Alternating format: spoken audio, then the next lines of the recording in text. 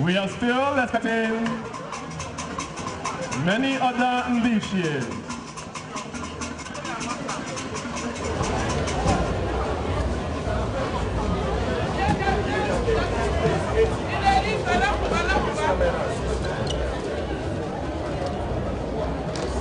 We are still expecting other ambitions to arrive here. They are coming from their respective worlds, from different places, from different dimensions, from different points of the shadow they do. And each of them will arrive in the first half, alongside their brothers, sisters, and families. Today is a day that brings home every sons and daughters of Onitsha Nidu, both far and wide and near, both in diaspora, to the ancient kingdom, revenge, honor, and loved and cherished by great many and great Nigerians. Ladies and gentlemen, Onitsha Nidu, Onitsha Britanani, Onye Nabata, Chief Nathan Nzekwu. Ọ bụ onye ọzọ jele Igbo. Igbo ala nkwụ esi ọnwụ. Ọ bụ obodo dibịa ka o si bịa. Ọ ka o mere. Nnabadị amụ okwu. Nwa agụ ga-eyili nna ya n'omume. N'azọ ya egwu adịrị ya. Ebe anyị nọ tata bụ n'obi eze Shima. A time like this, it's interesting to know that all the fathers and great fathers, the founding fathers of Onitsha Nidu, will arise from their different domains to witness this great day. They are oblivious of the fact that they are here watching us. And I still believe that they are also interceding on our behalf with prayers.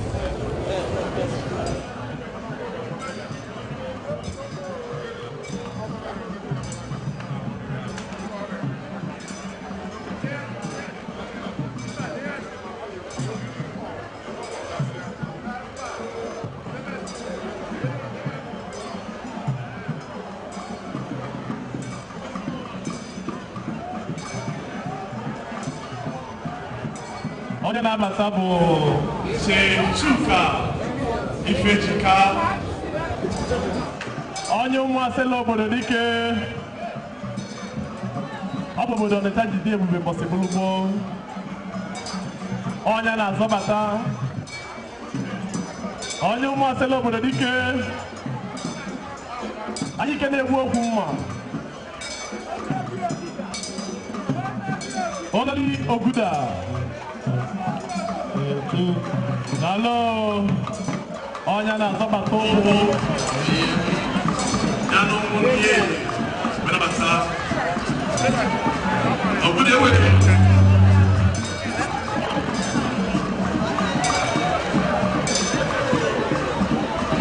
Only Oguda.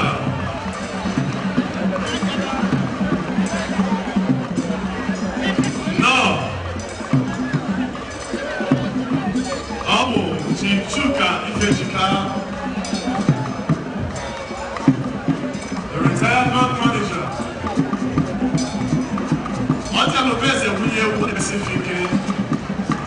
The renowned son of Onitsha Donidu.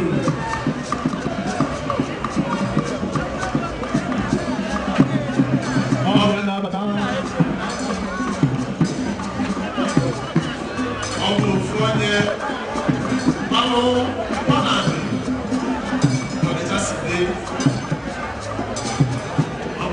Anyị kelego alụ ndị asịla obodo dị kele alụ ebe adịrị ya ọ bụ ife mpụ ka a na-eme mmapụ anyị egwu ọgwụ anyị akara ka anyị eli mkpụrụ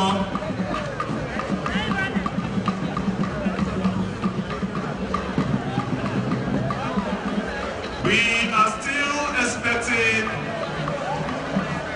many other initiates to arrive in Imobi Square on this glorious day, a day that gives every Onitsha sons and daughters the opportunity to see the King for the first time in a year. It is a day that every national it's so important to travel home to pay homage to the great monarch, a monarch with outstanding distinction, a monarch, the biggest collector of arts.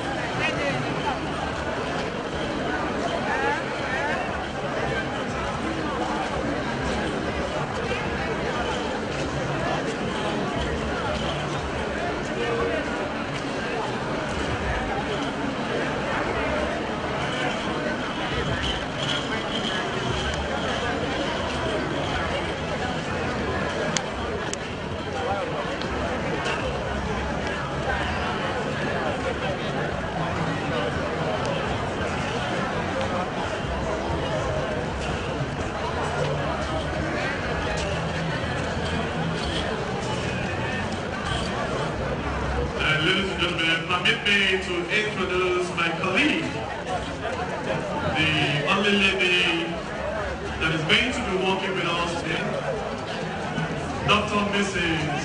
Adora Ara of Purity FM. Doctor, you're welcome. Thank you very much. It's a privilege to be there today. It's a great day.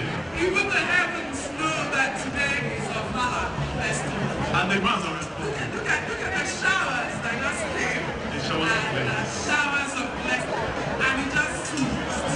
And everything is nice. Heaven itself recognizes that today I'm young child of Vala. It's a beautiful day.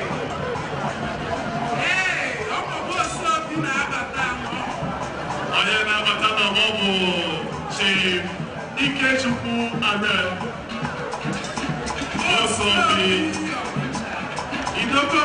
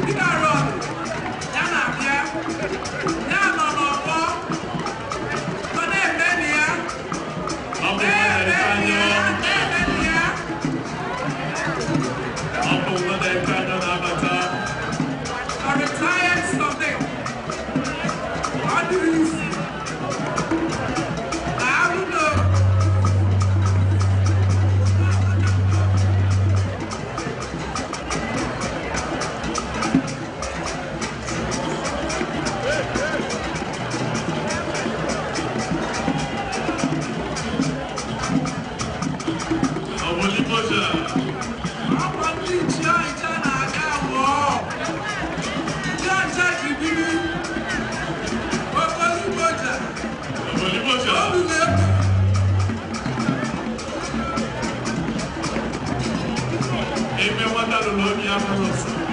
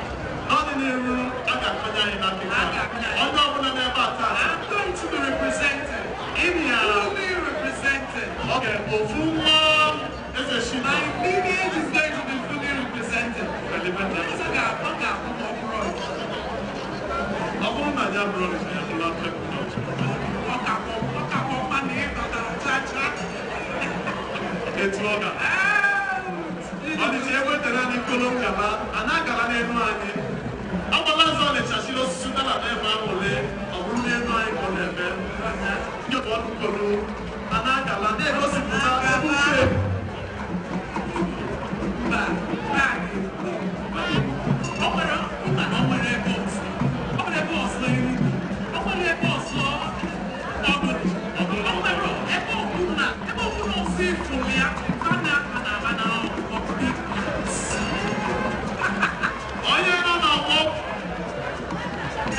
Charles Mora, Musisi Aniobi, Musisi Aniobi.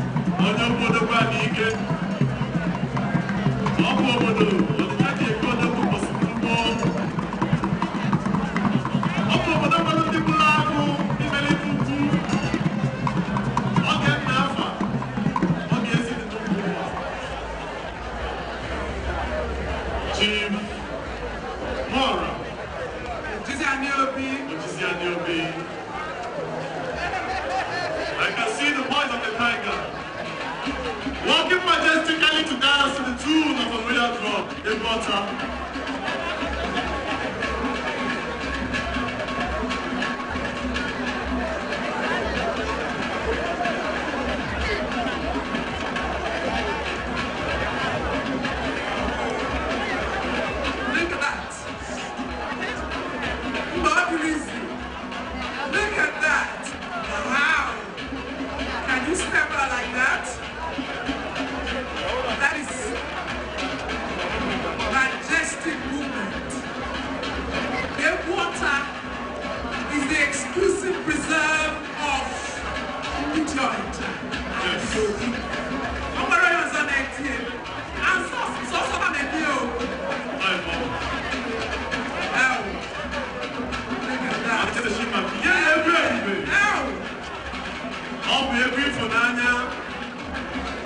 Nobi, ya lopo na no.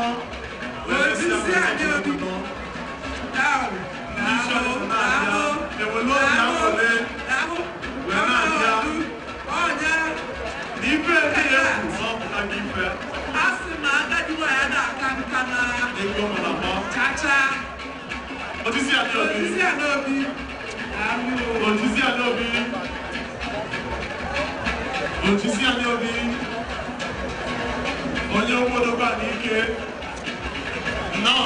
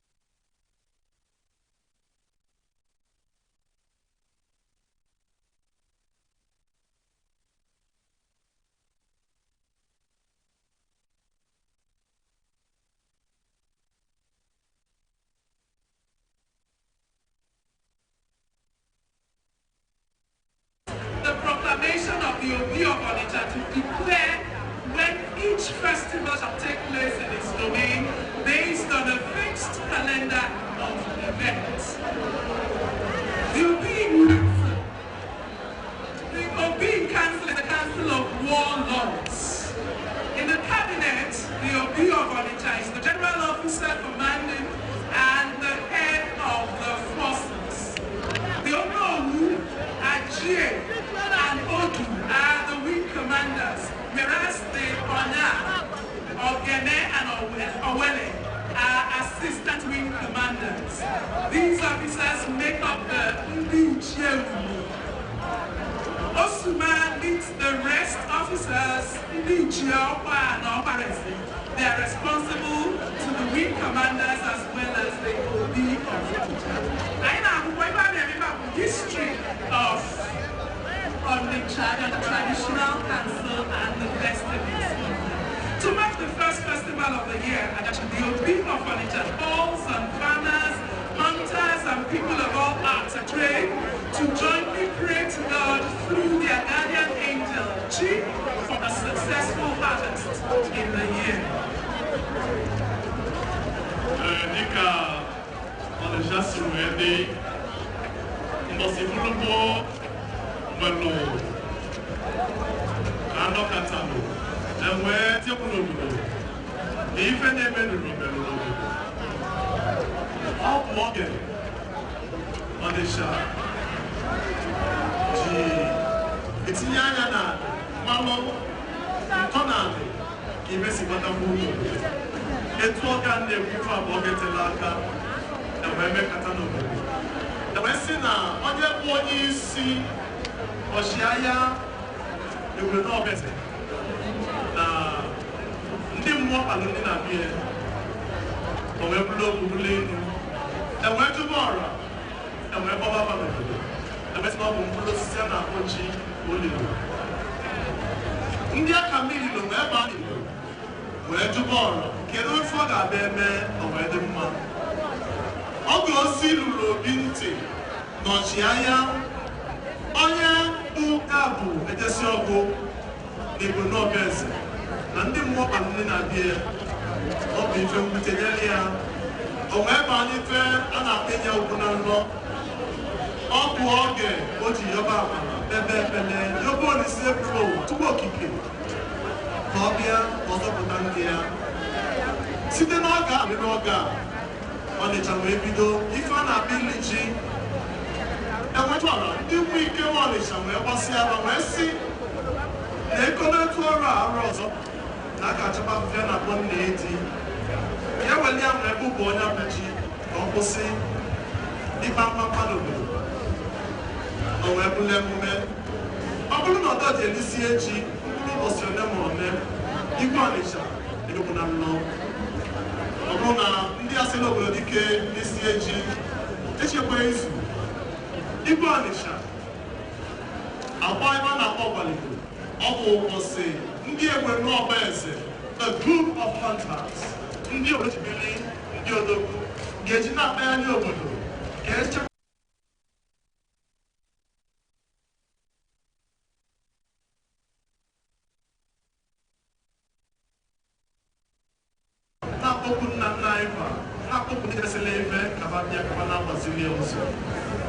Esi n'otu ọ ga-apụta, ya na ịzọpụta okwu ya bụ ịzọpụta okwu ọfalaeze Onitsha. Ụbọchị ọfala bụ ụbọchị o ji amalị na-ekene Chukwu okike bụ maka onwe n'ife ọ bere obodo wee na-ayọkwa ya maka ndụ n'elu ndụ. Ọ bụ ụbọchị o si apụta ife a na-akpọ inye nkwụ na nnọ wee na-ekene Chukwu maka ndụ, maka ụba, maka ọganihu ndị ọ na-achị. Onitsha chi bụ ekele m unu. Ife anyị galụ taata bụ ka anyị nwụlie alaeze Onitsha. Dịka ọ na-azọpụta ụkwụ Onitsha ebe dị naanị efu ya. Ọ bụ ụbọchị Onitsha ji afọ ikpefa. Onitsha ekele m unu. Ukwube nke na nkọba ọzara ife na-eme n'arụ. Etu ọ ga-abụ oge eji aka ike odogwu. Gbanwe ụmụ anyị ka mmadụ na etu ọ ga-akpọsi bụrụ bụ ka nna anyị basi debie.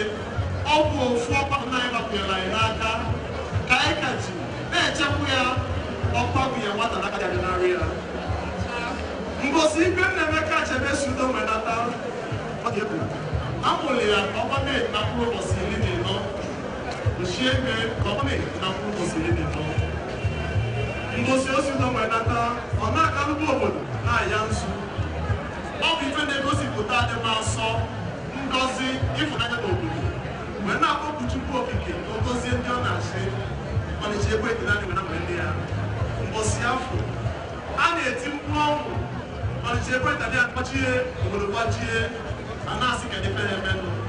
A sị na ofu nwa Echima, Nnaemeka Achebe, first of his name, the Venerable Foundation of the Blue, the great and the grand custodian of our history, customs and tradition. Mama Neben Nyabanebe, no Jerudo, she Nabaneshi, Unamogana Mama Nyabanebe, Ife Nyaba, Tibibu. On the table, there were there, Mamma. About FIFA, I was that, right? Tiaka, but Nanya Maruna, on the table, I can help you. Ebonyana, Ekeleka Etibia, Opposita and Jinama, Opo Posse, Intellectual Panama, Ukebenama, Yabu Kaina, Pania, Obenode, Ekelemo. And we want to recognize the presence of Mr. Folorunsho Koka. He's represented, he's the Director General of NTDC, and is represented by Chief Odinaka Aduba and other members of NTDC. We want to say welcome to Onitsha-Do. Welcome to the 18th of Father Festival of Obi Nnaemeka Achebe. Welcome to Onitsha.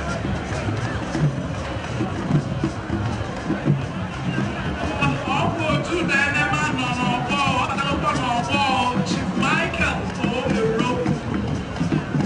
I'm the greatest from Avatar.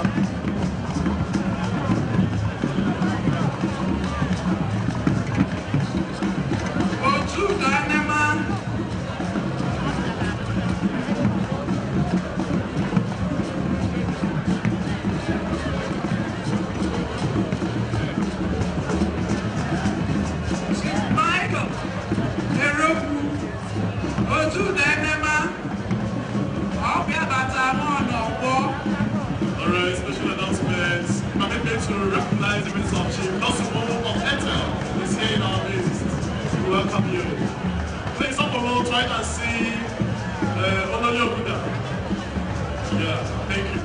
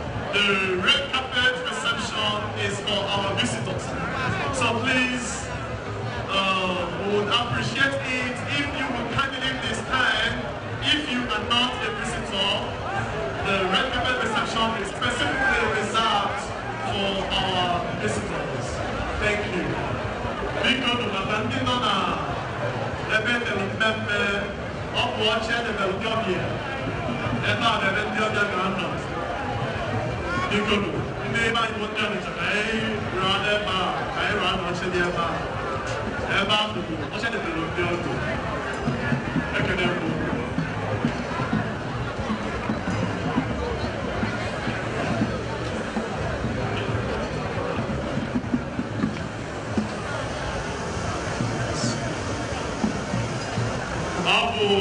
ife bụ ka a na-eme ọ ga-elugo etu ọ ga-oge ife ọma ji abịa n'obodo ife ọma bịago go ebego onye na-abata ochi ke ịmadị Jiba Imakwe ọmọdéshọn ojiba nọ ọdịcha na-ekene Jado Mundi Yabia. Akande na maro. Ndi shalisha. O. Ndi ibe ke. Omo ndi ibe yamo. Omo ndi na zo nkwa nisha. Oba. Ndi ebiyelu ikike. Iwado ni zo nisha. Odi obona, oso obona. Ojiba Imakwe. But no. And when they find out about the town, they go to Puta, Onishi.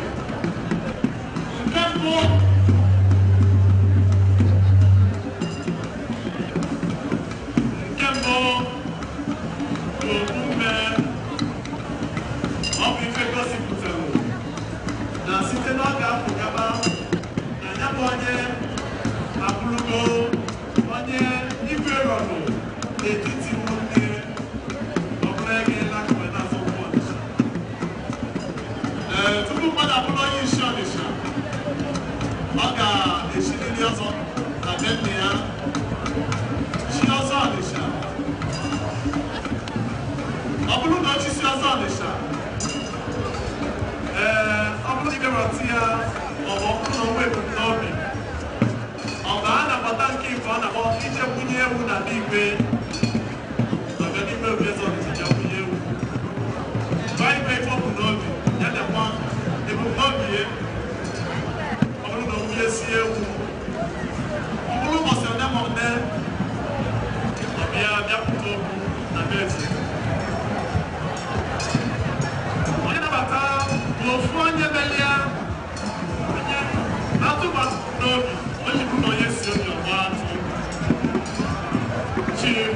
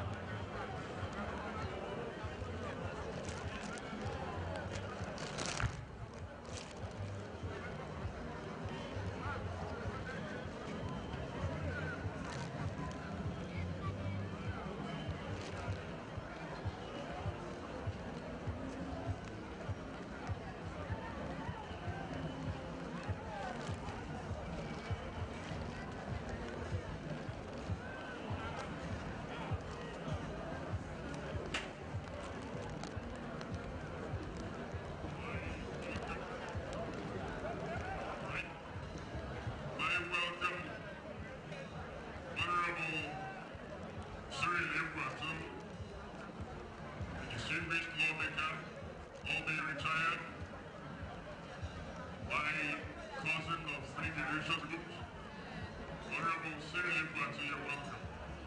And Noah, welcome Adiola, all the way from Abuja. Honorable Cyril, you're welcome. You're welcome. I also welcome Mrs. Gani Kitara, one of the founding art lovers in Africa. She's here to favor me to Igwe Africa. She came in all the way from Lagos this morning. Mrs. General, you're welcome.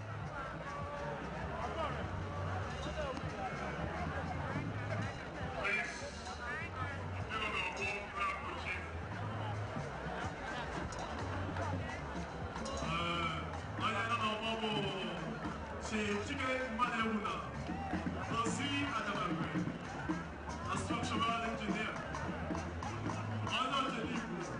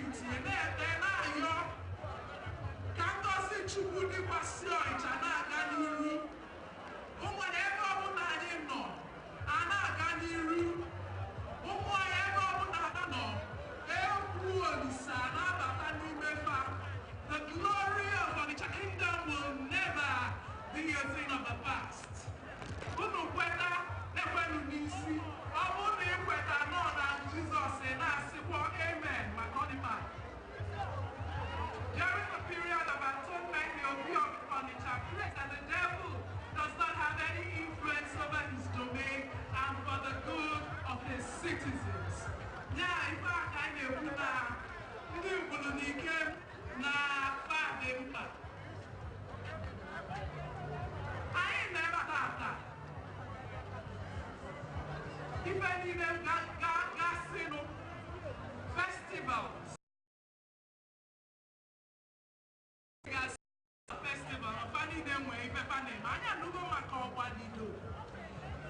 In case you are not from the Igbo tribe of Nigeria, in case you did not understand, I want to read it in English. I want to talk about the Ogbanido festival.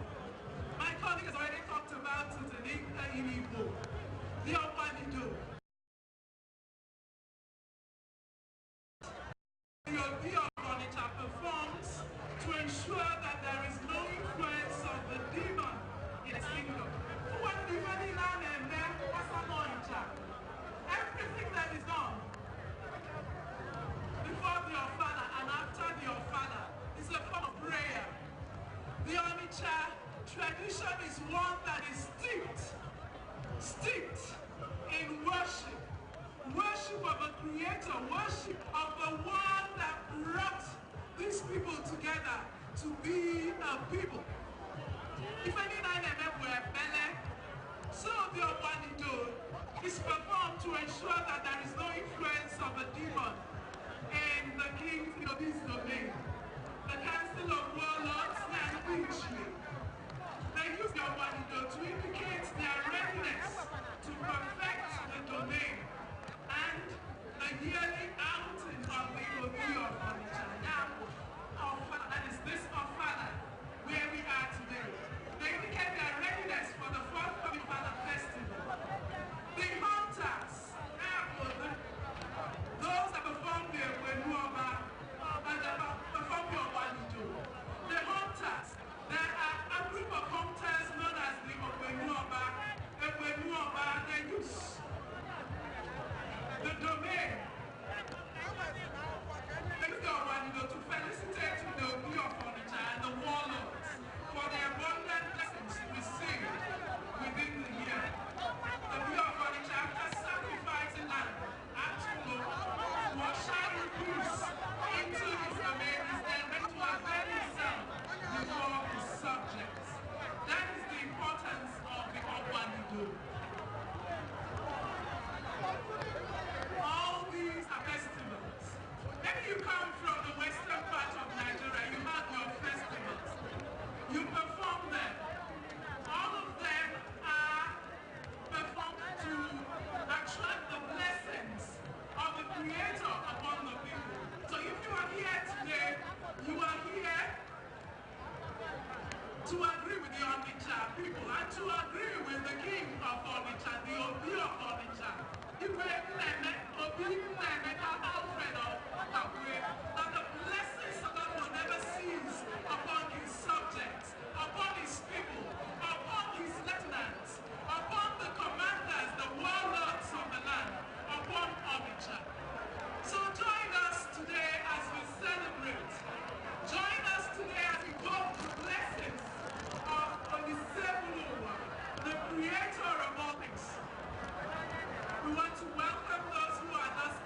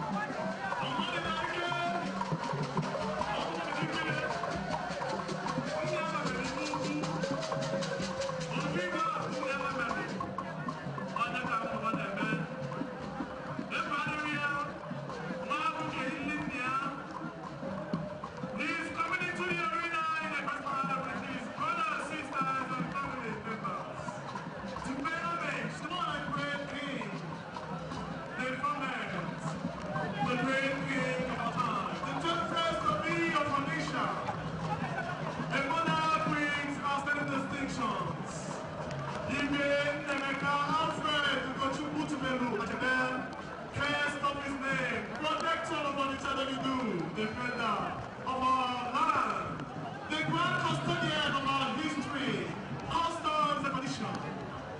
Ebubo Onitsha Dide Janaro, Oya Nazomato Kamunangomo, Chief Okechukwu Ibekwe, a successful businessman. Mohamedike now. Ọmọ ọjọ́ jẹ́lí ìbò, ìbá aláwọ̀ pèsè àwọn ọ̀yẹ́ ló kún ní àbàtàn ọ̀pọ̀. Ọ̀lẹ́ṣẹ́ pẹ̀tẹ̀ náà ni, ẹ̀mí lẹ́lẹ́kẹ̀ẹ́ fún ọ̀pọ̀ tààtà. Ayákọ̀lá ká ní ẹni kú lọ. Ọmọ ìfẹ́ kú ká nẹ̀mẹ́. Ọmọ ìfẹ́ náà ìmọ̀ mẹ́lò. Ayé nẹ̀mẹ́. Ọmọ ẹ̀nẹ́wù náà tábọ̀lá ní adẹ́bí ẹ̀yà náà lọ. Mọ́tà lẹ́gbẹ́ ní ẹ̀nà náà pọ̀pọ̀ ọ̀bùrọ̀ àlọ́. Ofuzo ọkwa nnaghị mazọbụ anyị na-asata. Zọdị ka ibi ebu ma onye na-abatakwa Ochi Chuma Agbakọba Adazia Ogulani. Onye asịrị obodo dike. Onye asịrị obodo dike. Ọ bụ obodo Onitsha ji dị ebube mbọsị bulugbo. Asị ka anụ anụ, asị ka chọọdụ ụdadị.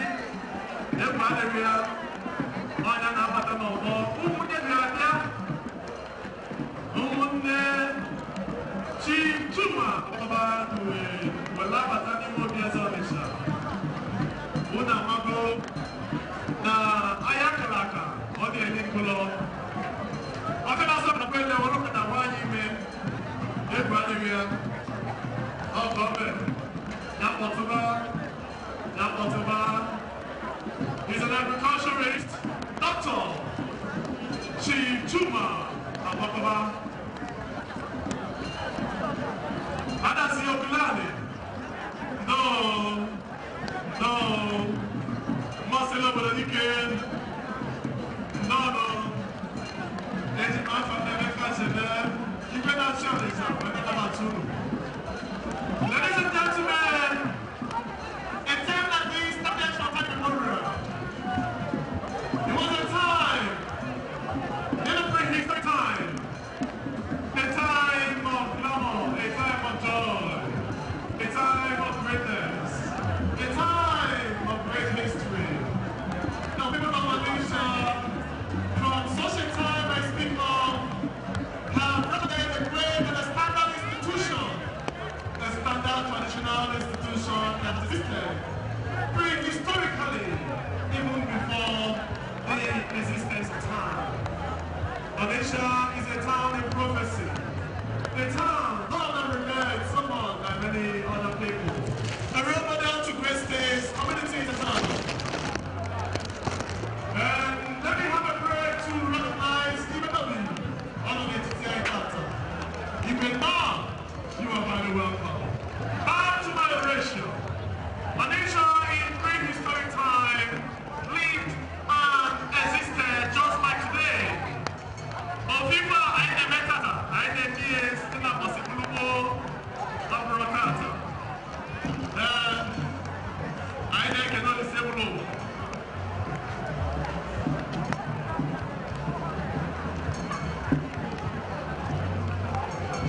Onye na-abata bụ Igwe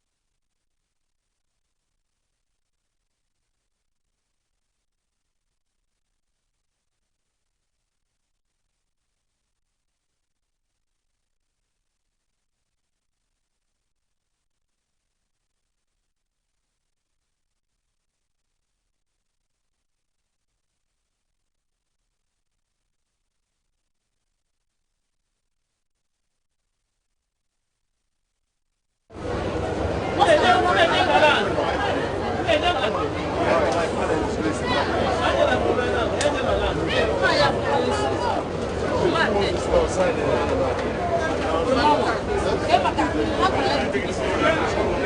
we pop everything. Already now I have 11 pages. We have not this one now, so anything we do here is on top. It's the same area if I go. Okay.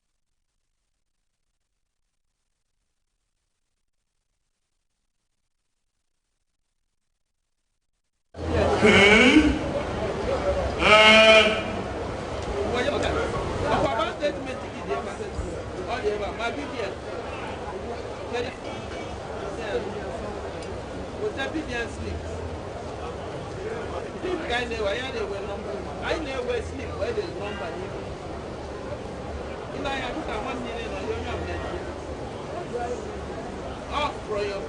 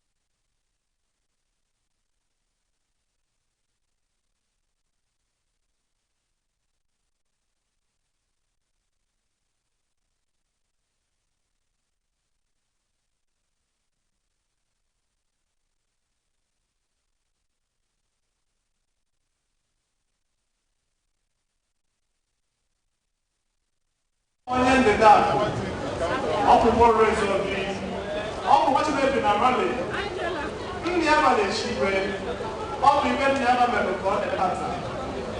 Una mago, na nwa ahụ amakata eme, ili ndị ahụ ndị afọ na-ebi. Amaka enu adị, ọkwụ mmaga na amaka ije ọgaranya ndị ahụ na-ebi. Ije kwa ọgaranya n'oge ji wee bata. Ladies and gentlemen, in all this time, we shall welcome His Royal Majesty Obi Alfred Nnemeka Okochukwu Achebe, the Obi of Onitsha Kingdom. Like I have said before, His Majesty is the 21st Obi of Onitsha. He is the grand custodian of our traditions and history. Today, he shall make his grand entry into the square to mark and celebrate his 18th October. It's a time when the Obi is permitted to see his subjects, his people, and his people shall also meet him. It's a time when the people of Onitsha, the sons and daughters of Onitsha Kingdom, travel from far and wide places, both those at home and those in diaspora, coming to the square of Imobia's Onitsha to behold their prince and Zambona. I see now, the before the Shadi make a day doing, Anakularo, Kolofalia, on the shape of the Nani Gadiano Yaga. Up in Nani Kabu, not the Shadi, not the shape of the Nani. The showers of praise and blessings, and that is what's falling now. Ladies and gentlemen, we bless the Almighty God for blessing all. I think God is here when I'm going to put people on the number. And for that, what you was in the new food.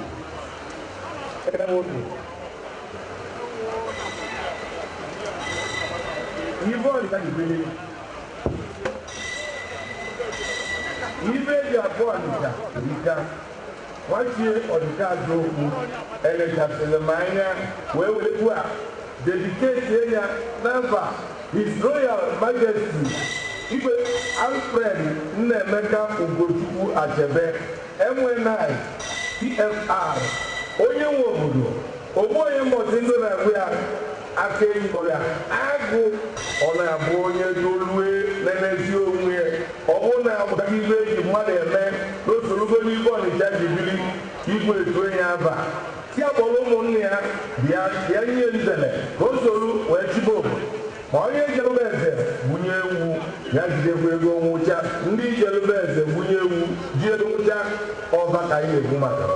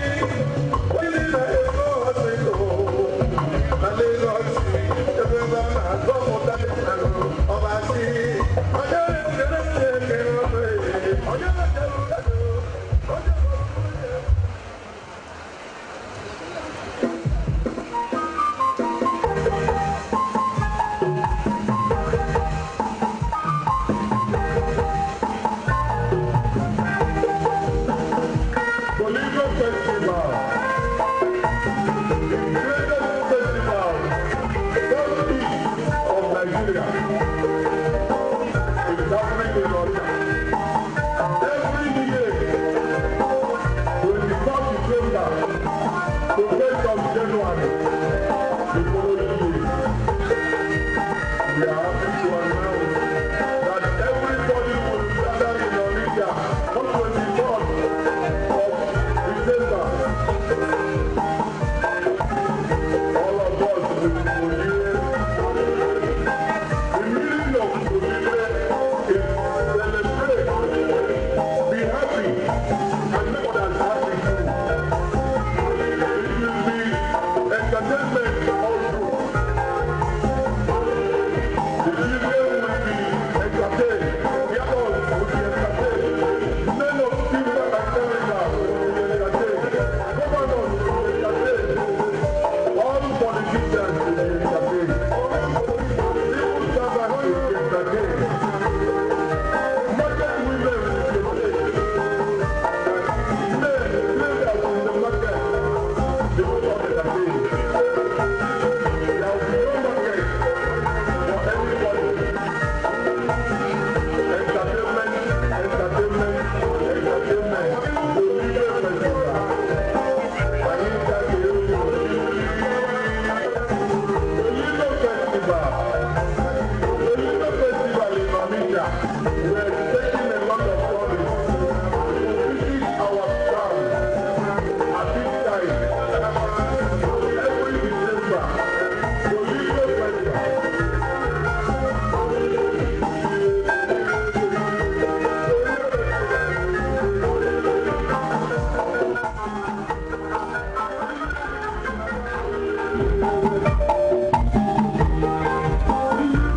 In the meantime, all our people are getting ready. The carnival are getting ready. People of Onitsha are very excited about Olile Festival because this is our home. We are connecting it to entertain the whole of Nigeria and entertain ourselves. People who are overseas will come for Olile Festival. And we will gather at Onitsha by December period. We are all members of the competition. Olile Festival. Olile Festival. Olile Carnival. Olile Carnival. Olile Carnival. A family of the country. People will come from the region. Aba, Owerri, Umuahia, Abakaliki, Nsukka, all over the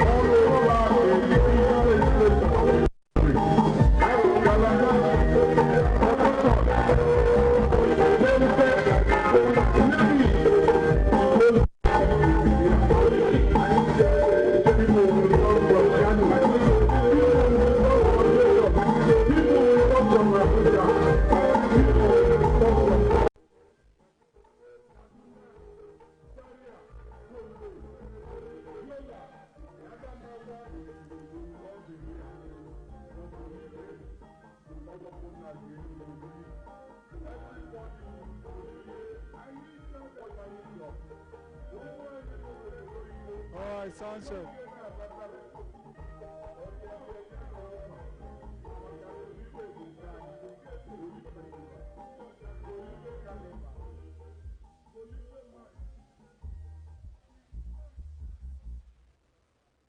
While we were here, some very important personalities came in. We want to welcome His Royal Highness Igwe Robert C. Eze, Igwe Igbo. He's already in our midst. Igwe Robert C. Eze, Igwe of Igbo. Welcome to Onitsha. Welcome to Onitsha Kingdom, Onitsha Agro Kingdom. You're welcome. Igwe P.N. Anugu, Ezugbo Igbo, who is also here. Igwe, we want to say you're welcome to the 18th of Bala Festival of Igwe Ikeneka Asebe. You're welcome. Igwe R.N. Ilo. You're also welcome. Thank you. you very much for coming. Ichie Damian Okeke of Gemenanka, you're also welcome. President Ohaneze Ndibo is already here also. We want to say thank you very much for coming. You're very welcome. Thank you very much. Thank you for coming. Chief Maja Ume is already here also. He was a former commissioner for information and Dr. Akamichi, you're welcome also. Please, we recognize every one of you. We want to say thank you very much. Make yourself comfortable and be ready to enjoy yourselves today.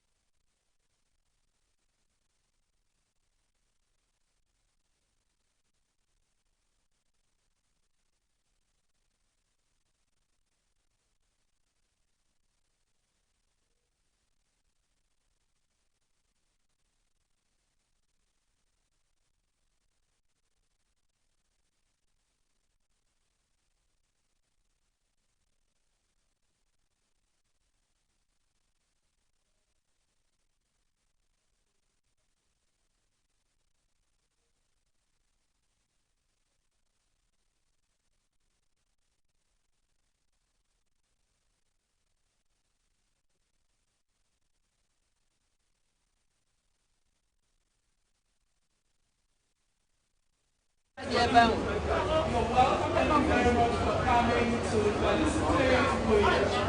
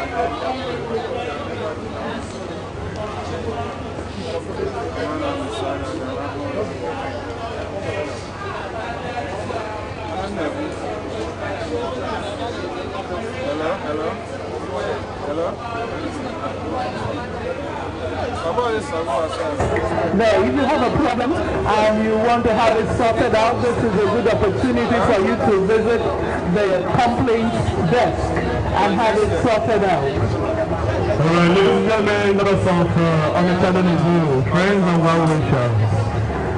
We have a book here titled The Bee is Over the Wisdom of the Leopard King.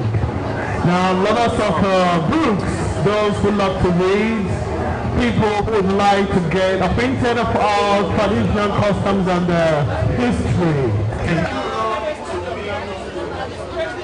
A book titled Saint Ojedi, heavily authored by Amechi Shinedu. around to have a copy.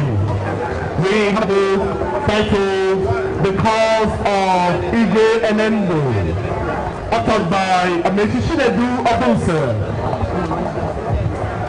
Please, in our midst, we have Udonica, Udukatugu, T. Okoloji, Anyapapu, Okonomji, T. Anyapapu, Onyotanam Okonomji, Abu Odu, Nkatuku, Nechenmini Kariala. Before we commence, we also come home to roost. We have our dear class here with us, fully enabled, in the front row, on Tasunu Noao, Dalon Diabonica. We have the prestigious and ancient Abalanze Society of Onitsha, ably led by the tall man, 67 inches tall, the full executives. Chief Solomon Banefu is there today. Nabwenyi Solomon Banefu and the executive team of Abalanzonica. Daluno Noah. I use the opportunity to inform you that Abalanzo will be launching a directory next month, in November, mid-next month. And you're welcome to the occasion, of course, on special invitation. And this is the first time in the history of this 450 years of our dynasty that we have a director of Abalanzo. Abalanzo is unique. Abalanzo Manazi Ibu chief, we're not chiefs. We're a society supporting the monarchy in our society. Heavily led by Sifon Banefo, retired senior manager of Liberal Brothers, retired cultural consultant of our kingdom. As we talk, I'm also recognizing the Utodo Society of our people, led by Mrs. Sofoka, that are here live and direct. I also welcome our Royal Highness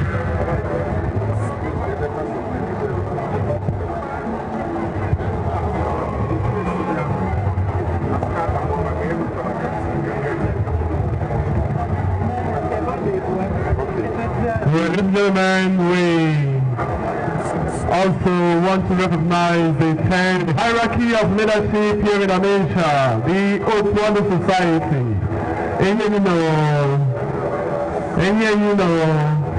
Every led by Mrs. Osoka Ugodeze, Dano Norinne. Anyelo Zarandi Onitsha Improvement Union, led by Mr. Sachike Epogu, Improvement Union, the President of the Improvement Union worldwide. Now, last but not the least, is my cousin, my sister, Igoma Yonica.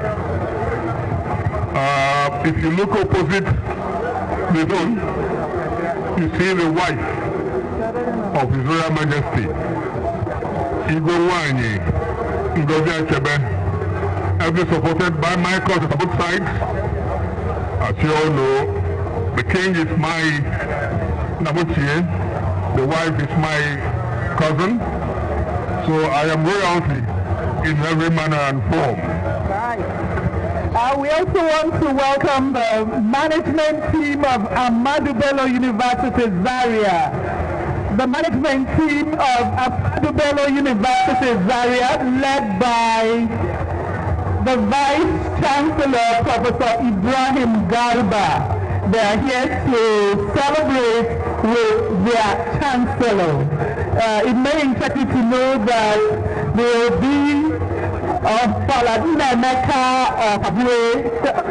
the OB Mecca Achebe is the Chancellor of Ahmadu Bello University, and they have come here to celebrate with him. You're welcome, the management team of Ahmadu Bello University Zaria. Alright, we just received a notification that not too long, the Deputy Governor of Anambra State, Dr. Nkem Okeke, shall be here in our midst. He has come with his entourage to pay homage to the one and the only king, great monarch of Onitsha Donizu. We have in our midst today Uzobuzi Osake Enugufu Numuri, the Deputy Governor of Anambra State. Uzobuzi Osake Enugufu Numuri. Onitsha Boytenani, Ekene Mono. I would also want to welcome His Royal Majesty Eze Dr. Engineer Patrick S.O. Ude JP. He's CEO1 of Umuisio, the autonomous community, then the local government of Abia State. Wow, all the way from Abia State, we want to say you're welcome, sir, to the Ofala Ndioncha. No.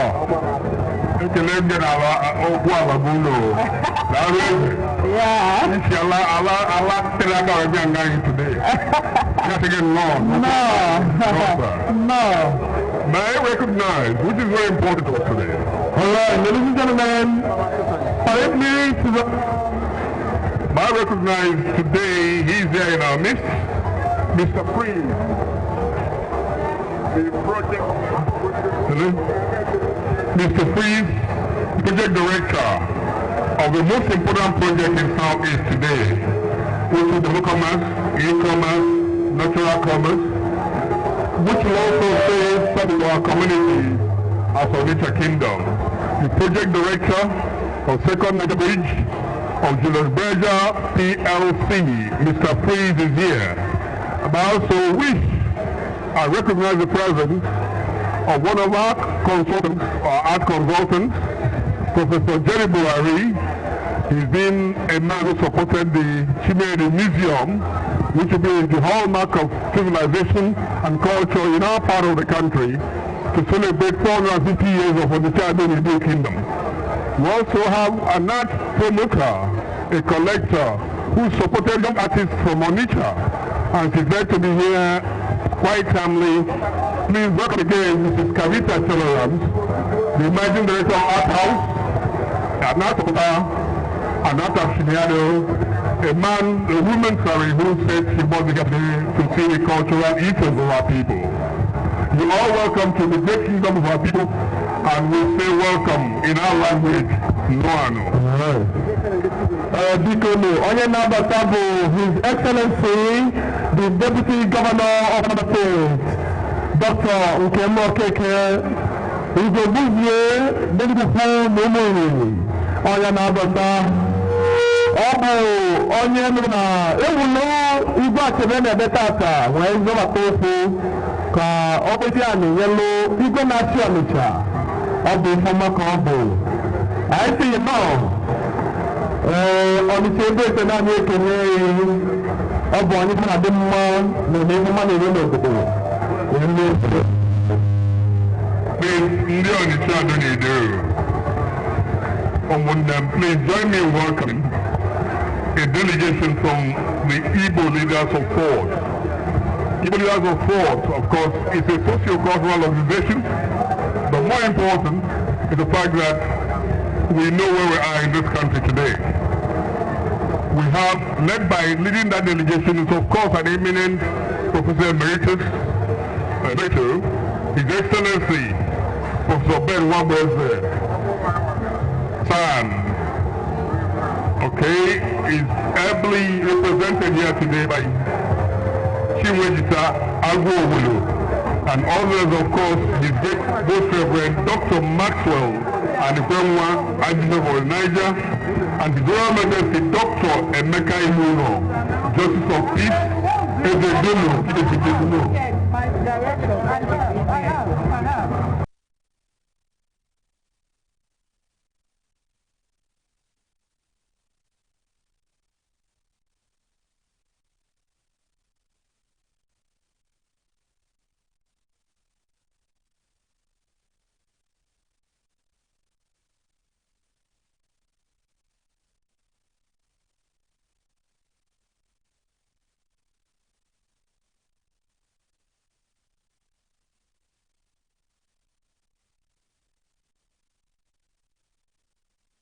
We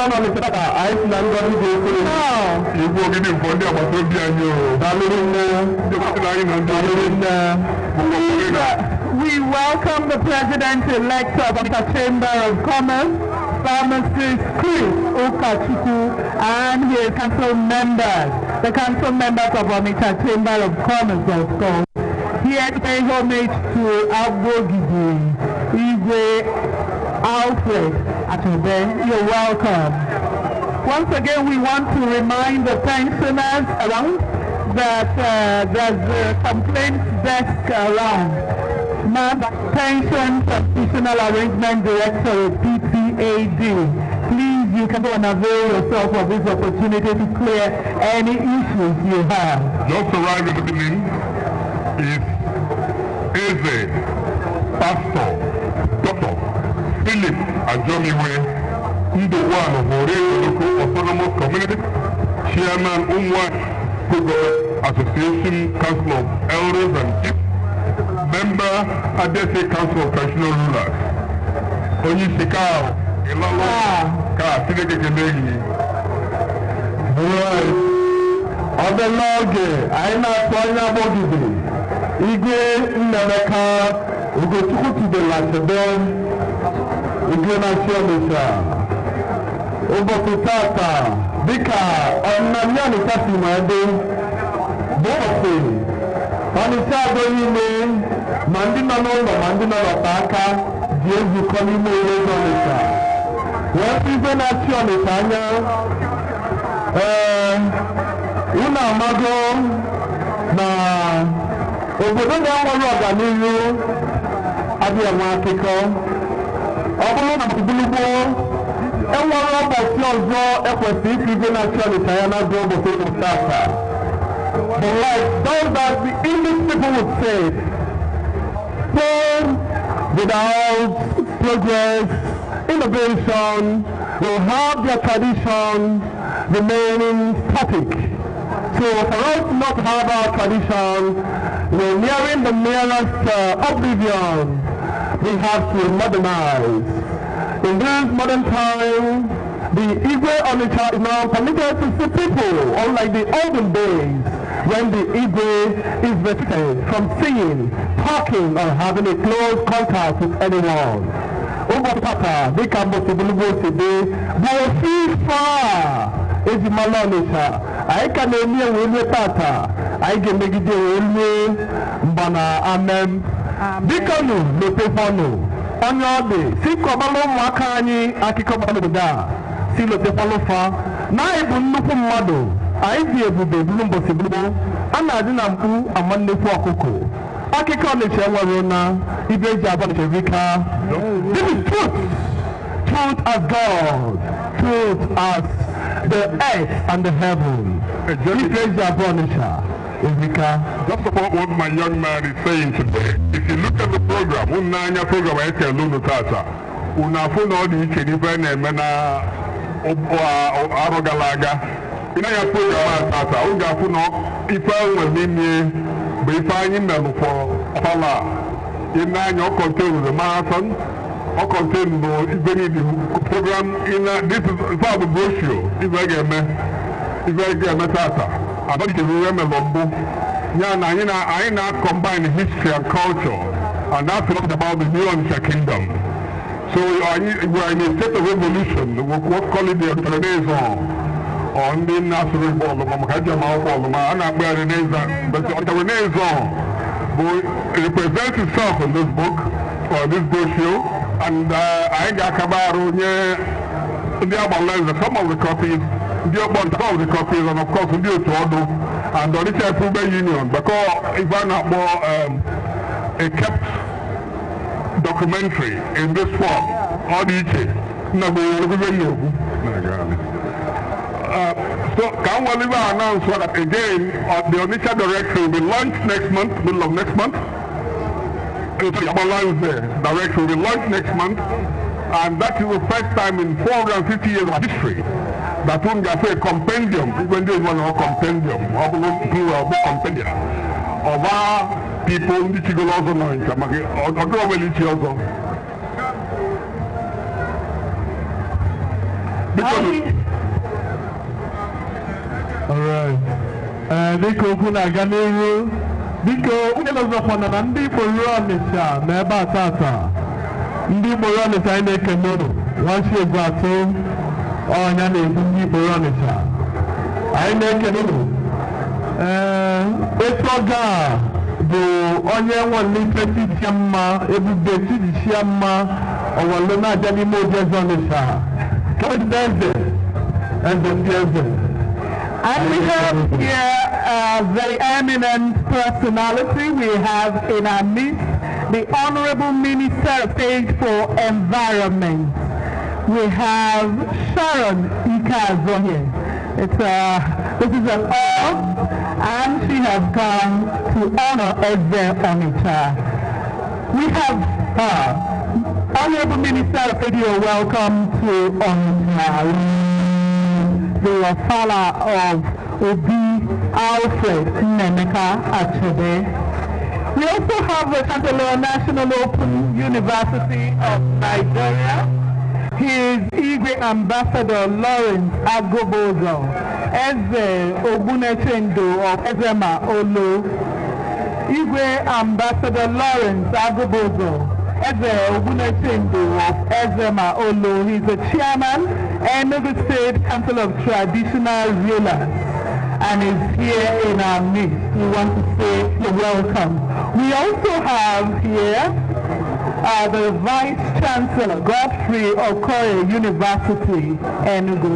Reverend Professor Christian Anyeke is ably represented by Honorable Ozilo Frey. He's Director DDLP. You're welcome to Onitsha.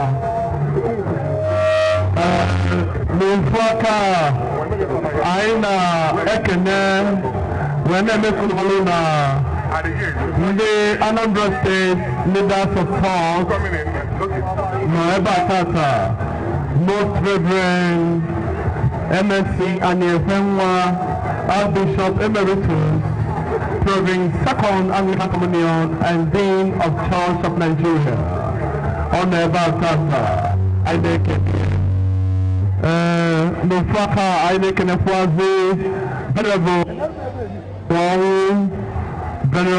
Paul Ewanwo, who based in Nigeria, and also Chief Professor AGK, former Vice Chancellor of ESUS, Enugu State University of Technology.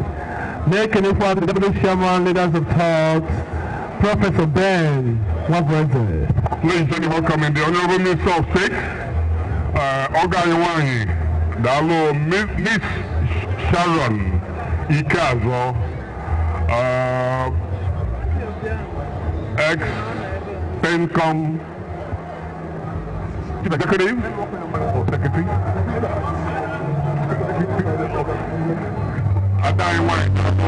Oga Iwanyi, good one.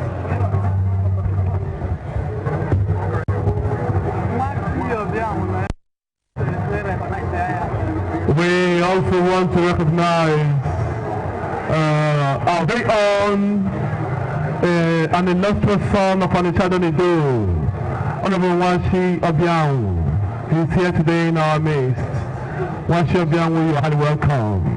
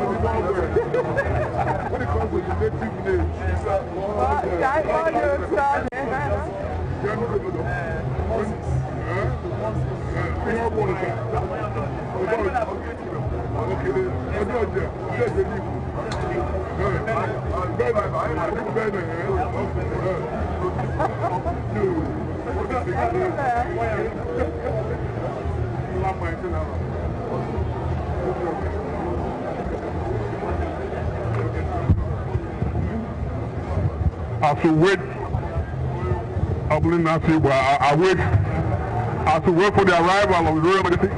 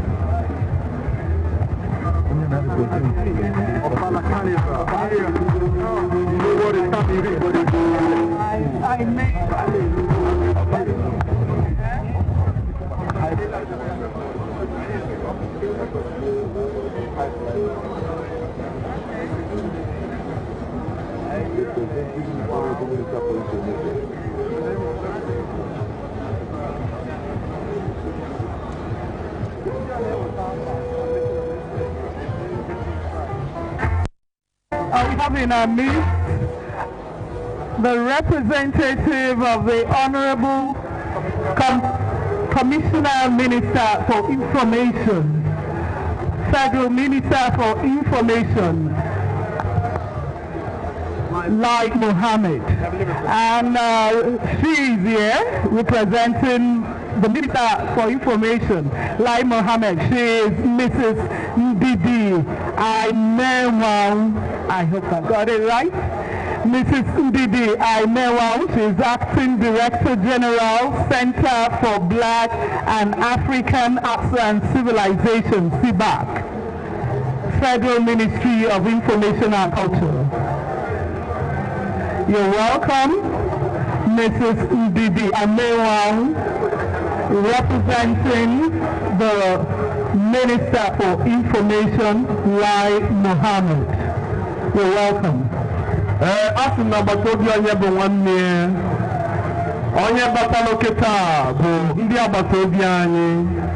Ọ bụ igwe na-achị ọmọ afịa bụ eze nnukwu eze ufube bịa bụ igwe ndị ọmọ ya na ndị ezi enyi wee bata kafa zute igwe na-achị Ọnịcha wee sọpụrụ ya n'ụbọchị tata dịka ọ na-agbafali ya. Anyị si unu nnọọ eji m afọ igwe na-achị Ọnịcha bụ igwe Nnaemeka Chebe Agbogidi wee na-asị unu nnọọ daalụ n'ori nne.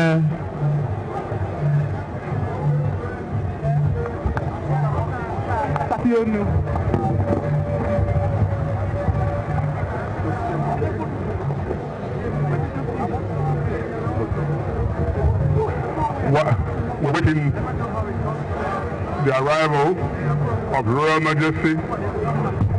We commence the celebration. Today is a great day for our kingdom, and we've done it for the past 450 years. I don't know, I don't remember as a student of history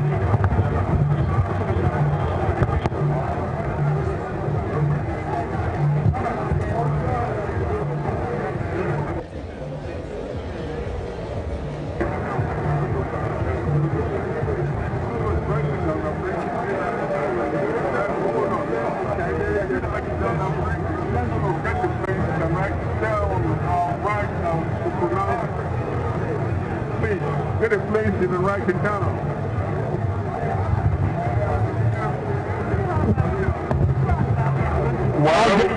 While we're waiting the arrival of the Royal Majesty, I also introduce one of my cousins, one of my friends.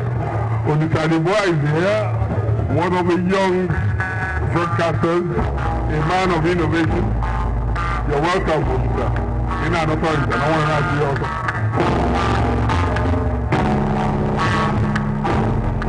On the Catholic school, Ekinemono. Apabia Punya Wakobia. On the lodge, Kika. If you're not telling us that I'm no more.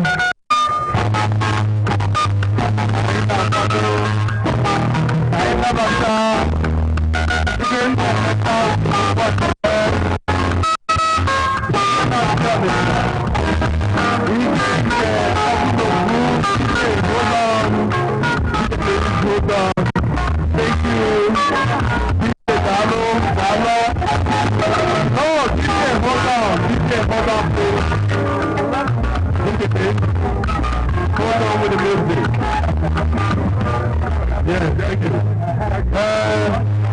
ọlọ́dọ̀ nígbè ọbụlụmụrụ n'anya ndị ise niile na-ekpunye nnukwu okwu n'isi ka e wee bibata anya bụ ugo a na-atụ anya ya. Unu amaba na mpụta ijele na apịa mana ọpụta ọfịa. Etu oge a bụ oge igwe eji apụta adị afọ ikpe Ọnịcha mpụ. Ọ bụ ndị ise ga-edubasi ya dịka m kwuru na mbụ.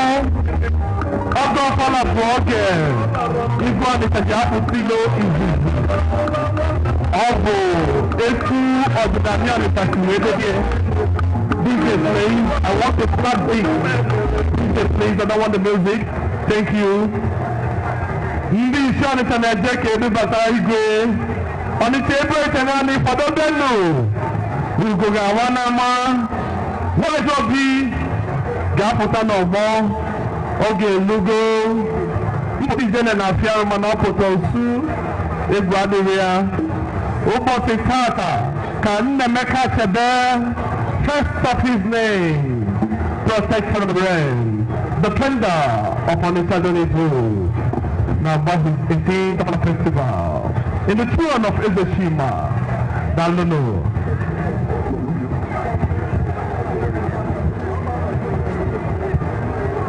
Kanechekwa Obi bata n'ọgbọ anyị na-ekene igwe Ọranụ Chris Chidume, igwe Ọranụ Chris Chidume, eze Anukwu, eze Igulube Ọfọmọ ya na kabinet ya. Anyị si unu nnọọ.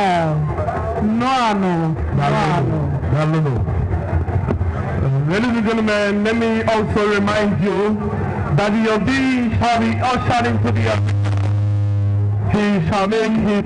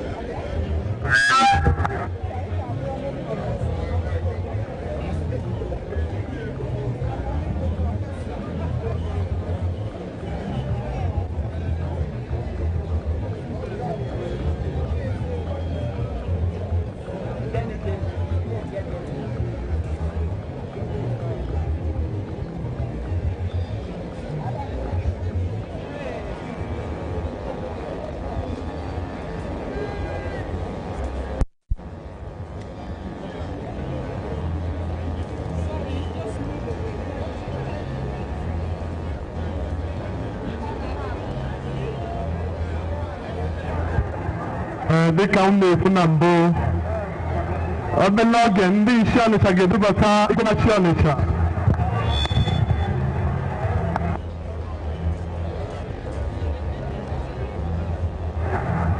Etu oge a bụ oge Ọnịcha ji afọ igofe anya fa na-abata.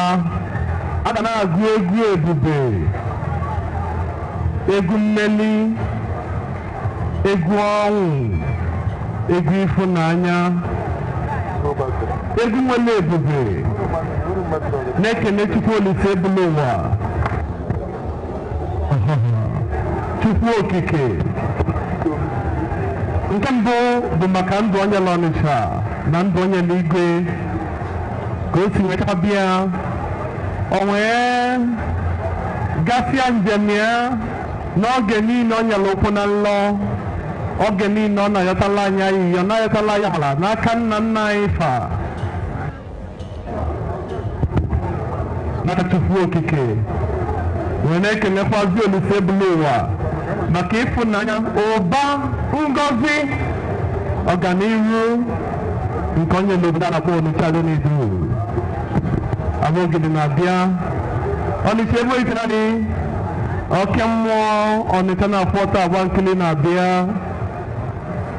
Amalagada na-agba n'ọkọchị ọ na-abịa ugo ga-ebe n'ama anya fụlụ ugo nwụrụ na adị afọ ugo kwada igwe na-achị Ọnịcha Nne Emeka Chebe nwere ezobi na-abịa ọ ga-abata obu na esibe egwu ọta ga-egwu egwu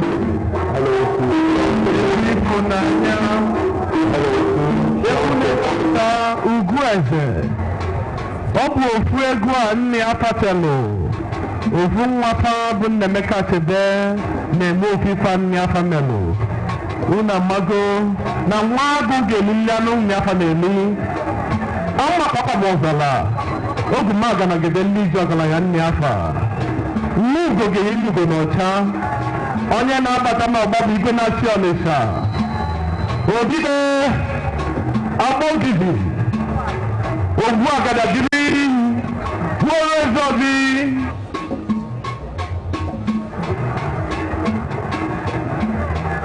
Nwatimebi na Rally Akenyi Kalofia Ọnya na-abịa Ife Ọnịcha niile Ife Ọnịcha jiji ebube ọkụ mmiri na-ebu agwe owuli atụ nnu tupu agọzigo Ọnịcha I have known kings I have heard about great kings of our time, great kings of the past. History has it about great kings and great empires. Today, I am thankful to the Almighty God that this is really happening in my time. The great king, the great monarch, with outstanding distinctions. The quintessential monarch, the finisher of all eyes. Ọnya bata n'ọgbọ. Yabogidi is making his royal entry, coming into the arena, the Imodipe in a grand style. Ọ bụrụ na ị gee ntị n'ụka mgbịlịgba na-arọ, ọ bụ mgbịlịgba eji edubata odogwu. Ọ dị Eze Chima, Ndedike na n'ọgbọ.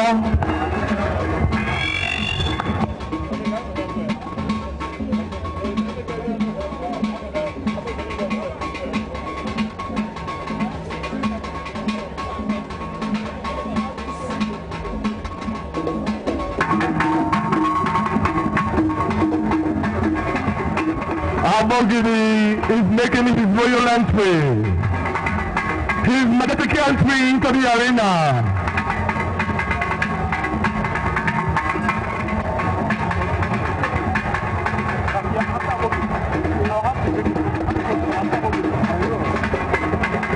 Back is the Parish Priest and Mary's Catholic Church, Reverend Father John Bosco. Credentials are the Chancellor of Onitsha Archdiocese. Abogidi Ogbu Agadagiri Ikolobi Oyibo Akali Wonine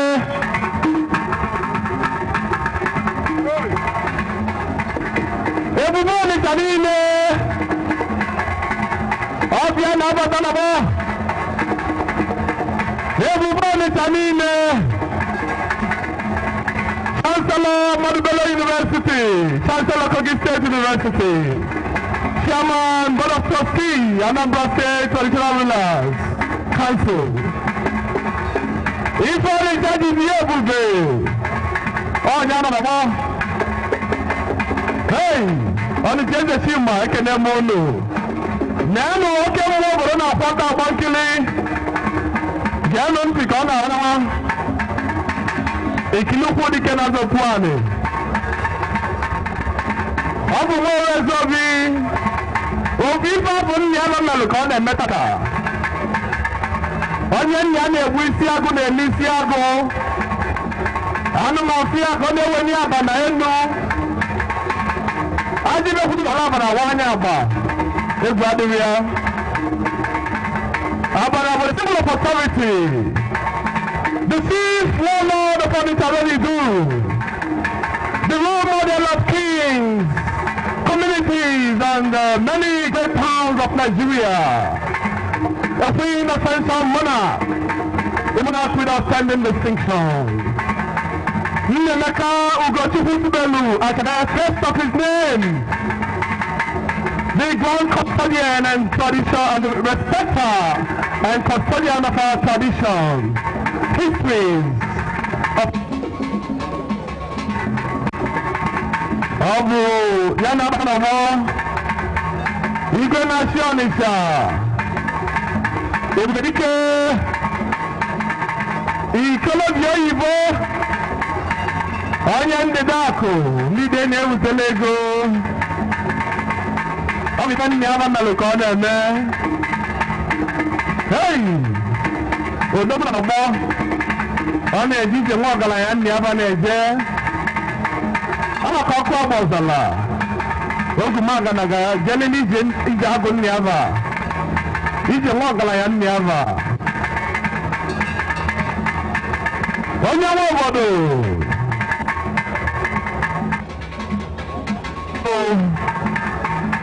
Aro kularo ni sebo ite na nega dana yale. Ni kolo falai. Tau. Amama mazularo. Osisi di mwana ni opulu.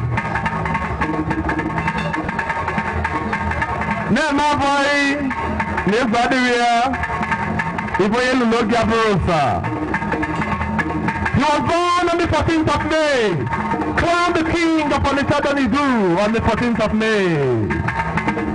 Mbosi osi undo wenata. Even ebe wu n'obodo.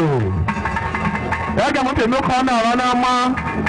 Ovu akika bụ nna m kọlọ m ka ndị na ụmụ ọrụ n'igwe si udo na-anata a na-ekwe ogwu obodo na-ekwe ya ewo Obi Emeka ewo Obi Emeka ewo ọgwụ egodogwu egwu ebube eji m ọgbanụgba na ndị mmụọ ọ mmụọ asala Aya tant na ya mike ebu n'ala. Ukume nka, ọ na-akọba ọzala efe na-eme n'arọ. Ọ ga-elugo. The king's past are here with us today. Ndị chile eze tupu oluye nọ n'ebe atata na ya la anyị n'ụbọchị ndị ụzọ. Eze ebube. Ọmụmụ m larụ. Igwe na-achị Ọnịsha. Ọ̀pọ̀ yọ ǹjẹ́ wọ́n abúlé òde wọn ọ̀gàlà ẹ̀bùn fífẹ́ ǹjẹ́ ọ̀nìtẹ̀ náà wọ̀ lẹ́lẹ́ ọ̀nìtẹ̀ ẹgbẹ́ ìtẹ̀lẹ́ ní ti bẹ́ẹ̀ ní ìgbà àfà ọ̀pọ̀dé ọgbọ́n ọ̀nìtẹ̀ jì sí ebùbè ọ̀nyá nọ n'ọ̀gbọ́. Abúgìrì the most powerful Agụ Abúgìrì Agụ onye ndị dị akụ ndị be na-erutela ego. Ana m ekele Chukwu Olise ebulu ụwa na etu ọ ga na-eme n'anya m ọ na-eme n'oge m ka m wee nwa akụkọ dị ebube m ga-akọlụ ụmụaka n'ọdịnihu ndị amụrụ nzọ Ọnịcha na-ekene eyi nwaolu ezobi nwa Chimebi na Rọlị Agụ ebube Ọnịcha bịara arụ onye etie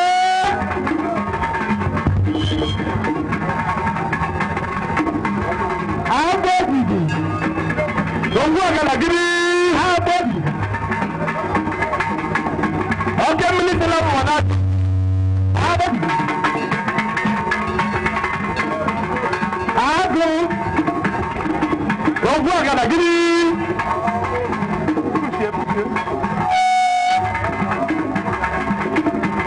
Ọkọ ọmọ ịgba adịrị ya ejiri ogene edu onye ụjọ Abogidi Agụ the signature of our lives. Ọkọ ọmọ Uge ego n'ọmọ Uge ego n'ọmọ Abogidi ọkọ ọmọ Agụ Ogwu Agalagiri onye onye nwe obodo Ebube Ọnịcha agụ ọmụ nnume n'ugbo ọ daa n'ike buo ya n'ike ọ daa gidigidi buo ya gidigidi egwu adịghị ya ọ bụ nne ya afa mesịrị ya o wee lue ọ ka ọ mee egwu ndị eze ka ọ na-ete Ebube nwaonye eze obi nọ n'ọgbọ ọ bụ ibe nna ya bụ mere ka ọ na-eme onye nna ya na-egbu isi agụ na-ele isi agụ agụ eze Chima ọgbadagidi agụ ọ ka ọ mee ọnya nwatakịrị nna ya nọ n'ọwọrị awọ ọ ka ọ mee oke mụrụ na akwọta agba nkili yanụ ntị kununu ikilukwu dike na awa n'awa ikilukwu dike na adọkwu anị mkpụrụ bebe ya adọkwu ome ọdọkwu ọdịcha jide Ebube ọgwụ agadagidi ọ ka ọ mee ebube eze ka ọ na-ete eyi agụ rie ọnya eji ọgbọnụ ekwuzi enwere ụgbọnụ kwuzi eji Amaruani bọ ọdụ ya ọ bụ Ebube Ọnịcha nọ n'ọgbọ Nnemeka Ugochukwu tubelu Ọnịcha Achebe ọ nọ n'ọgbọ mbọsị amụrụ onye ka amụrụ ife ọ ga-abụ His Royal Majesty Nnemeka Chukwu Achebe mbọsị amụrụ Nnemeka Achebe ka amụrụ ọbịa outing ọfọlọ ncha ka ị na-afụ nnụnụ niile nwere nku mana ogbu esi kama na-ebe ọkọdị ka agba ọgụ mgbọ mba anyị aja ndị nwa eze n'ọgbọ ọgụ nwa eze nọ n'ọgbọ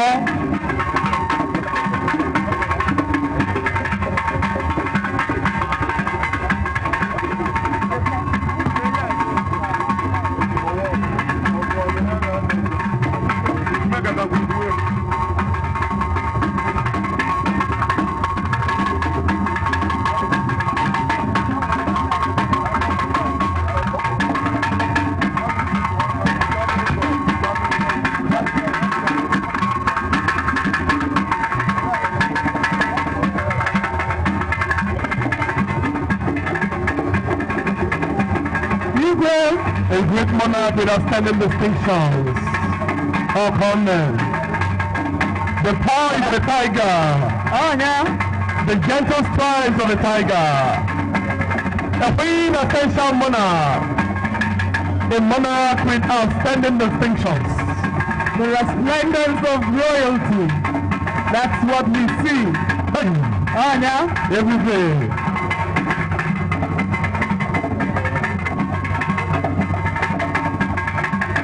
Abalagara na agba n'ọkọchị ịgbagada gidi oke mmiri na-ebu ọgwụ omimi adịghị nnụ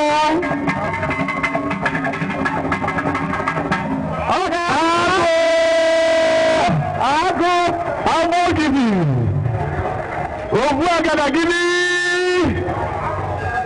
aka enyi ka ọnụ ya Ebube Ọnịcha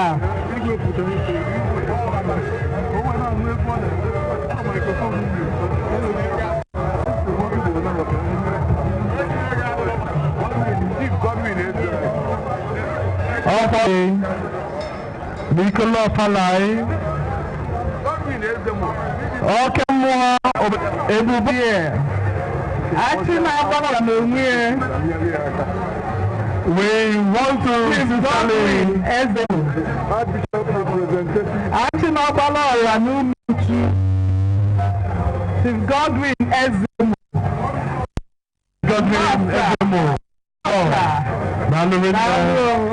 you're welcome. The PDP governorship aspirant. The Archbishop representative to the 2019 Apollo Festival as follows. Father Prudentius Ariel, the Chancellor of the Onitsha Archdiocese. Monsignor Chamberlain, Reverend Father Dr. Okafo, the parish priest St. Mary's Parish Auditor. Reverend Father Obrota, Reverend Father Benjamin Dame one of CK, Papa Knight, and Director CWO Auditor Agile says, Mrs. Chika OBK, the Secretary CWO Auditor at. Alright. We also have Victor Ikeme, Vice Chairman, Parish Council, Parish Auditor, and Sir Andy Wano CK, Secretary Parish Council.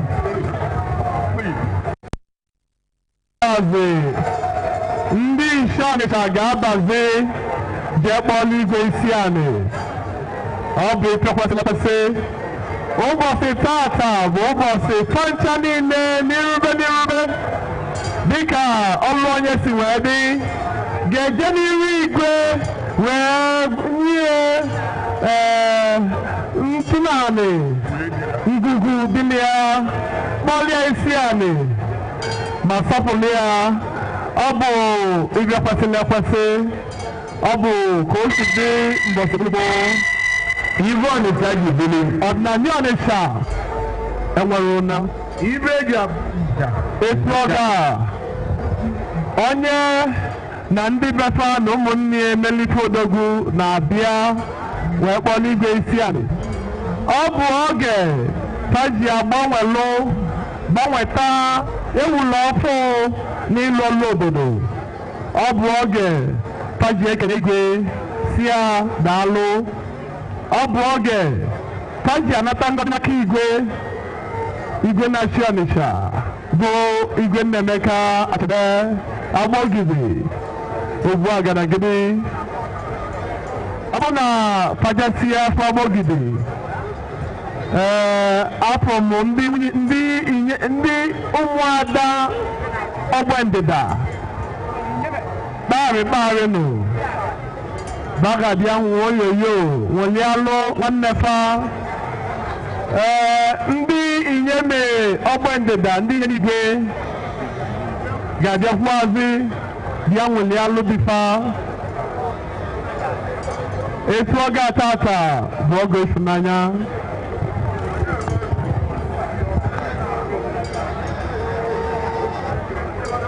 Biko uche adịghị efu oke.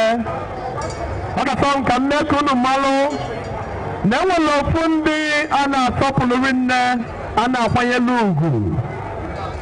Taa bụ ndị Diọkpa Ọnịcha. Taa bụ isi ezinụlọ dịgasị iche n'iche n'Ọnịcha.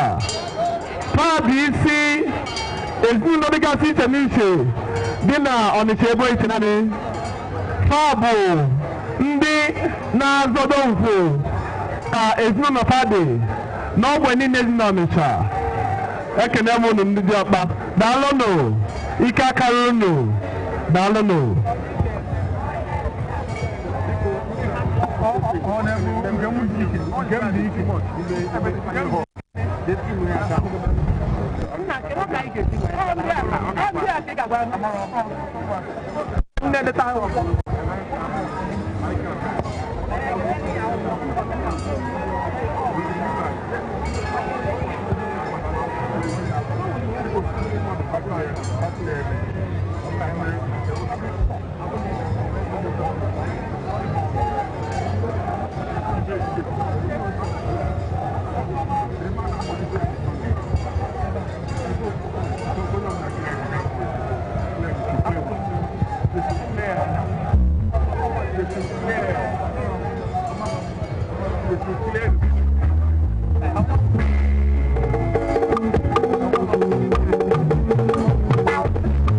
Biko ndị nọ n'Igbo ofufere biko nụ ka anụ ụzọ ka ndị bịa kene igwe. Biko nụ ka anụ n'ụzọ ka ndị Ọnịcha igwefe anya ndị isi Ọnịcha.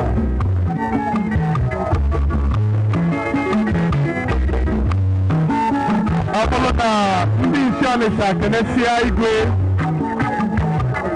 Ebudalo, DJ, Dike Ebudalo. Ife oge elulu kịta bụ ịkpọ isi anị. Ọ bụrụ na ndị isi Ọnịcha kpọsịa isi anị. Bịazianụ ka unu kene igwe. Ọ bụrụ na ndị ọkpa jasịa ndị agbala nze na-esofa. Ndị agbala nze jasịa ọ bụrụ ndị otu ọdụ. Ndị otu ọdụ kpọsịa isi anị. Olu ndị Ọnịcha Union.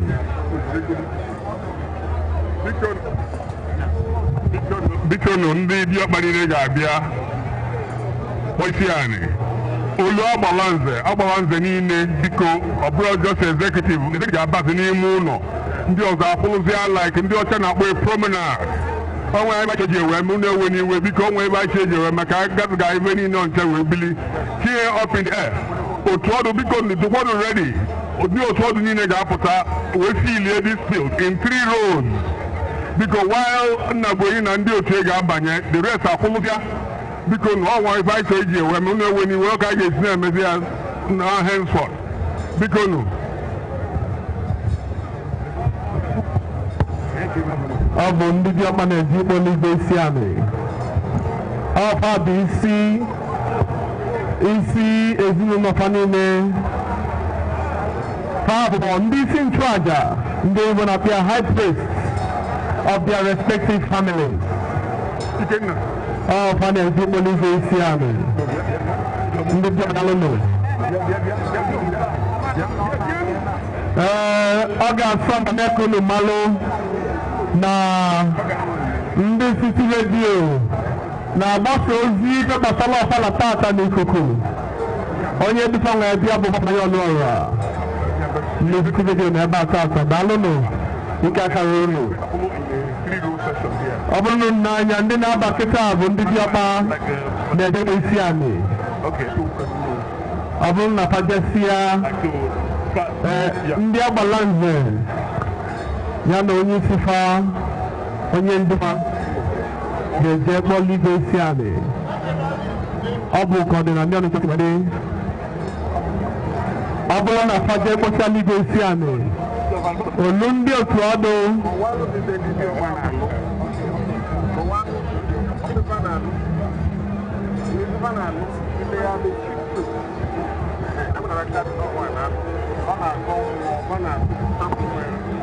ọlụ ndị diọkpa na-efe gbasara Ọnịcha. Ọfa bụ ndị isi nchụaja.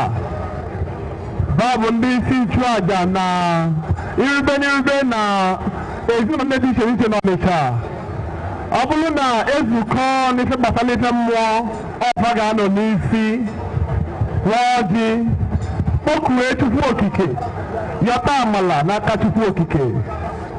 Fa bụ ndị isi na ezinụlọ dị iche n'iche.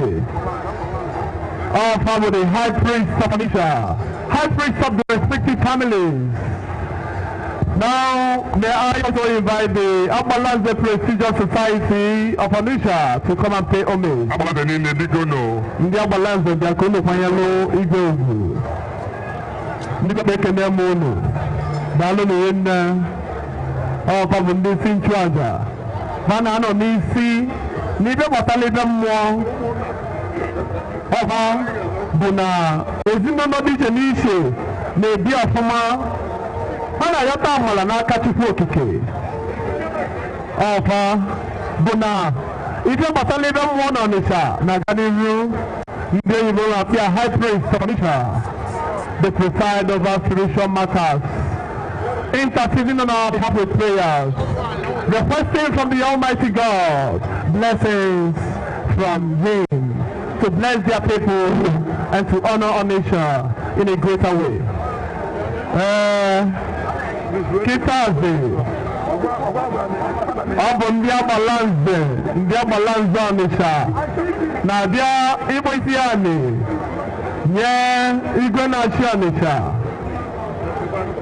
Etu ọ ga-abụ ọ ga-eji asọpụrụ igwe. Ọ bụ oge onye ọbụla n'irube ji abịa kpọọ isi anị nye igwe na-achị obodo. wee kenee ya wee yọkwa Chukwu amala ka ọ na-agọzi igwe na-aga n'ihu. Biko anyị na-arịọ ndị Agbalanze ka unu nche anyela aka sonye n'ije a dakpọla igwe isi anị. Gịnị bụ Ugwueze? Onye bụ ụzọ bụ onye isi fa nne Iduenyi Saul Mbanefo. Ọnya bụ onye isi ndị Agbalanze Ọnịcha. Ọnya na-edufa na-agbazilife ụzọ etu ọ kwesịrị. Ọ bụ ofu onye n'ime ndị aka mililo. Ọ bụ ofu onye n'ime ndị akakebili ife eji abụọ Ọnịcha erika. Ndị Agbalanze Ọnịcha bụ one of the traditional institutions that keep and maintain the customs and tradition of Onitsha Donizu. They are the second in the hierarchy of leadership in Onitsha. Ndị Obi in Council Walusia, Olundi Agbalanze Onitsha. Ọ bụrụ n'anya ikikefa bụ ekikeọcha. Ekikeọcha bụ ife na-egosipụta adịmasọ, ịhụnanya, udo na ọganihu n'obodo. Ekike Abakalụ tata bụ ekike na-egosipụta ịdị asatọ mkpụrụ obi n'ime mmụọ. Ndị oyibo na-akpọ ya purity of heart and spirit. Ọfa bụ na Ọnịcha na-aga n'ihu Panabịa sababo isi a na-enye igwe na-achị Ọnịcha. Ụmụ Agbalanze na anya wee si Owele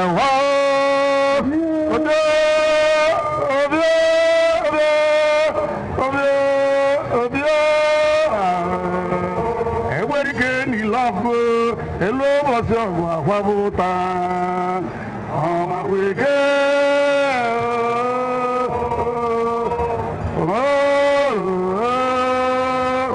ibu wege n'ike odo ya.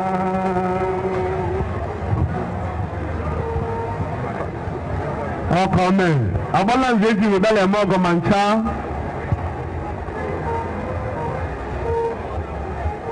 To become a member of the Agbalanze Prestigious Society, you have to undergo 4 steps that will qualify you to become a member of the Agbalanze Prestigious Society of Onitsha. The first step is the step known as Igbo Conti. It's a step that requires the aspirant to notify his people, his kinsmen, his kinsmen. The first step, is Inyodomo, the aspirant to first seek blessings and the approval of his kinsmen and his people. Upon Nanya Yedosiemo, Oba County, Oba is your country. Oba Nibwe Gozo, Ibwe Gozo, Boge Onya Gazabe Zozo, August Nonya Zozo, Game na Oga Bulina Balazanta. Abulana Nonya Bumada Wanana.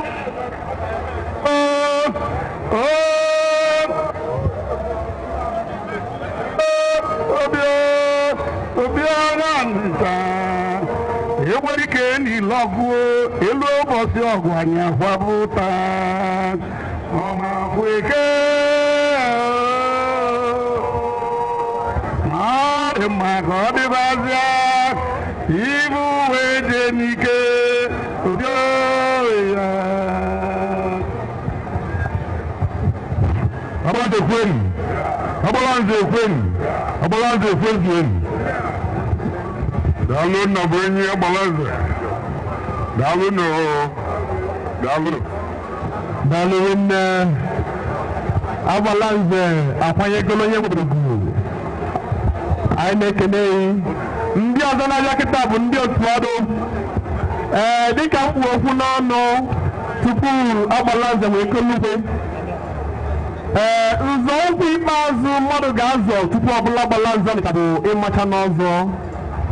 ịmata n'ọzọ nwere ngalaba dị iche n'iche enwere ime obibi nwee nke a na-emezi echi ebe ịmata n'ọzọ ọmụtasịzie n'ọzọ ọgba ogo ọzọ ọgbọsị ogo ọzọ ọgbọ ofeji ọkụ iru ọbụla bụ n'ochizugo ọgbara nzogbu efenu ekene m unu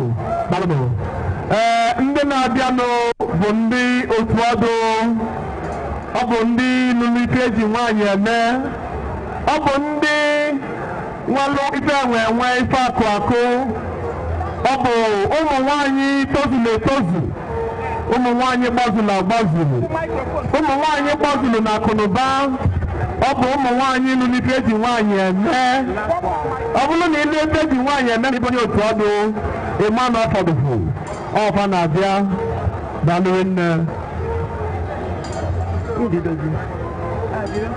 enyi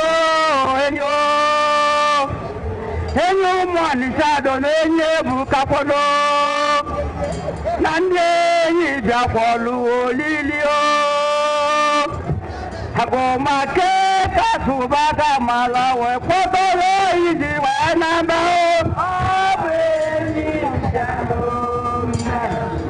enyi anyị edede bụ na ọbọgwụ be ibe dịka onolio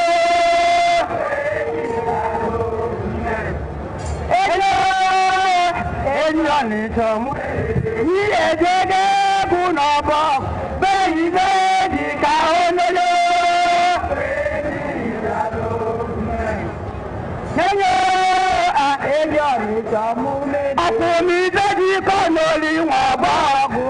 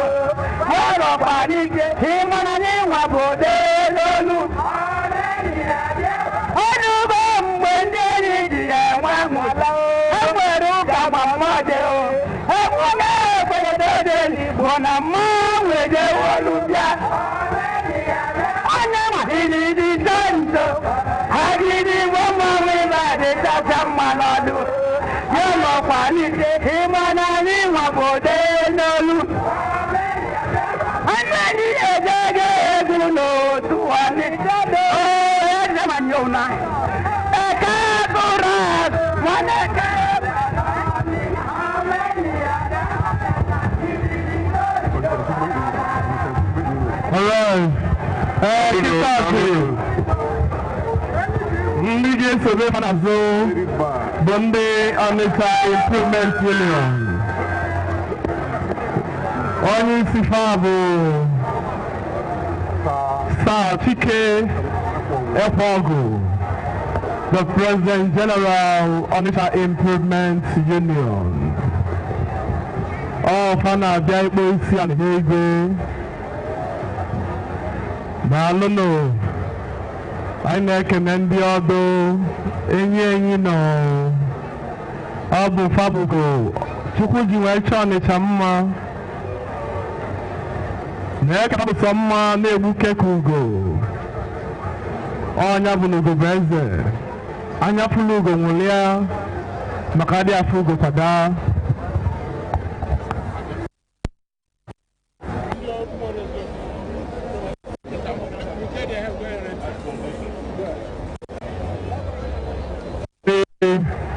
Ọnịcha Improvement Union ọ fawa na-aba kịta kabaje kpọrọ igwe isi a na-afagasịa afọ m ndị ụmụada ọgba ndịda ụmụ nwanne igwe Ngata Improvement Union Garcia, ụmụnne igwe ndị ọgbọ ndịda Aba.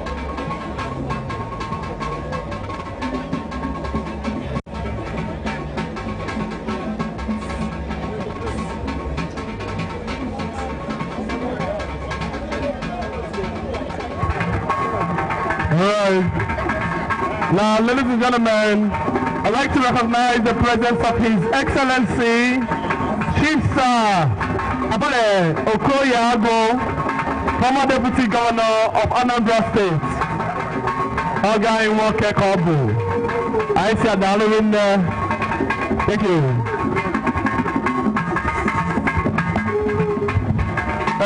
Ndị Igbo Ọnịcha ga-abịa tọpụlụ igwe. Ndị ụmụ nwanne igwe ndị ọrụ ezobi ga-abịa ịtọpụlụ igwe. Ndị Ọnịcha Judiciary Staff Association, ndị Ọnịcha Ado Judiciary Association, Ọnịcha Ado Youth Council, Biabano, ụlọtọpụlụ Abogidi.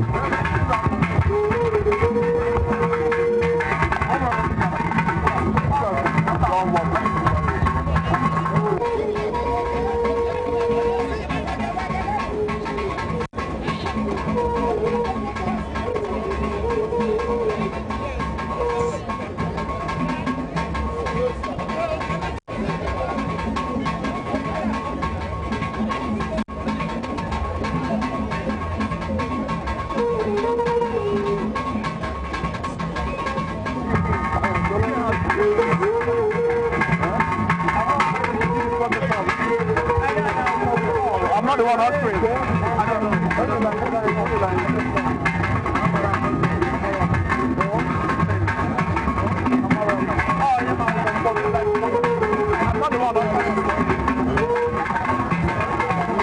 Oh, come on. It's Oga. Bogen di chege ju e putaba. Biazo kikanama. Ọ bụ egwu ọnwụ ka fa ga na-ete ma fapụta. Ọ bụ egwu ebube.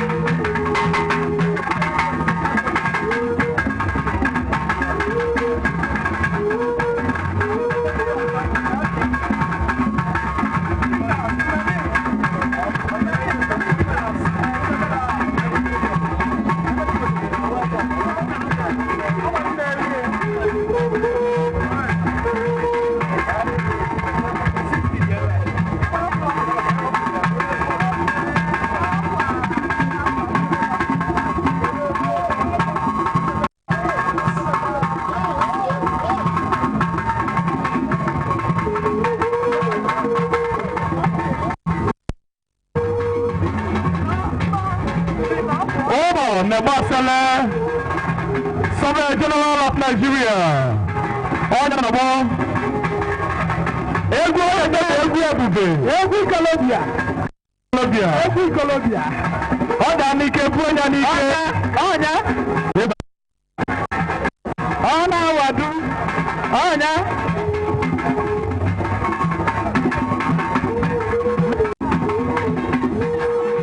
Ụbọ ọnya nọ n'ọgbọ. N'ọgbọ Sele.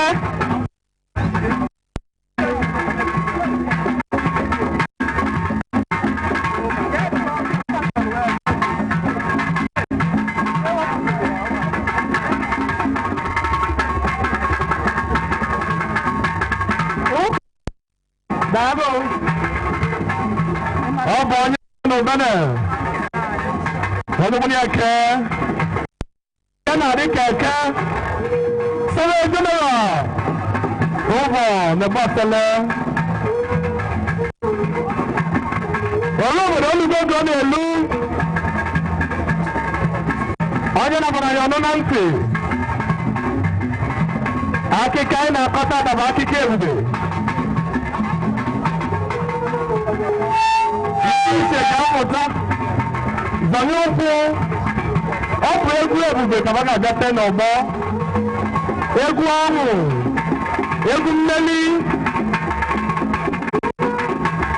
Obi aṅụrị ka bụ na nke mbụ ike na Olise egburu ụwa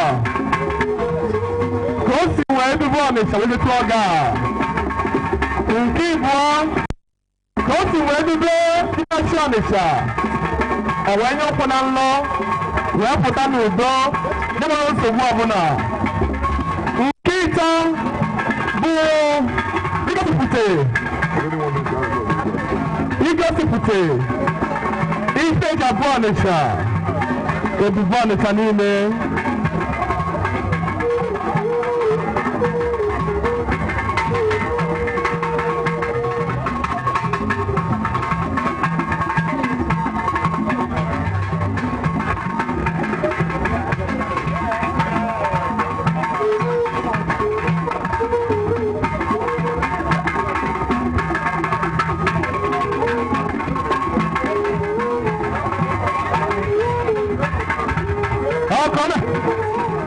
Egwu adịrị ya.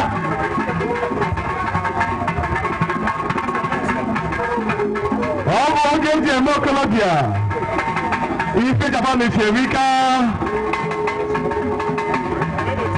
Maka ndị na-enwelọ onye isi ọwụ na-apụtara ite egwu bụ ọgbọ gị ka na-etele egwu. Ụfọdụ ụnyala fa na-eme bụ ụnyala ka esizi ọgụ wee nata. Ọ bụ mmeri ọnwụ mmeri ka a na-anwụ tata.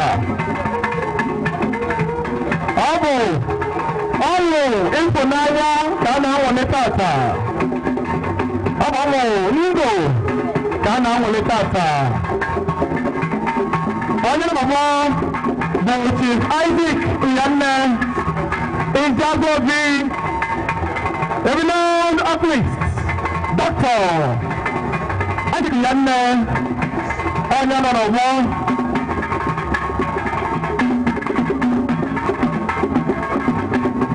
Isaac Iyanne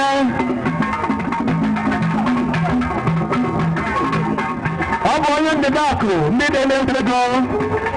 Onye redio bụ nwanne nwoke Akụnne Akanye Ọkọnne na-enwesi ekele egwu adịrị ya. Ikinukwu dịkere azọpụ anyị. Ọ bụ egwu Ikolobia. Ikoliko dịkọjụ anyụ. Egwu adịrị ya. Na-enwesi eke. Mgbulugodo ya na-ekwu ọnụ. Ebe ya na-achịla ụmụ pụta. Ọkọnne. Ọ bụrụ nkata pụọ elu ewere nkata nwaanyị ime. Ọ daa n'ike buo ya n'ike. Ọ daa gidigidi ebuo ya gidigidi. Egwu adịghị ya. Hey! Ịkwadozigo Ọnịsha. Ige ji abụọ Ọnịsha erika. Ọkọnne. Sie!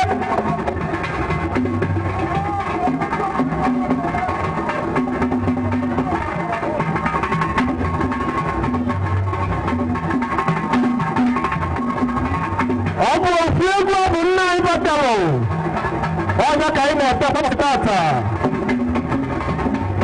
obi bụ nna ịba melụ ya ka anyị na-eme over 600 years of existence have been keeping and withholding our customs and traditions. How come there?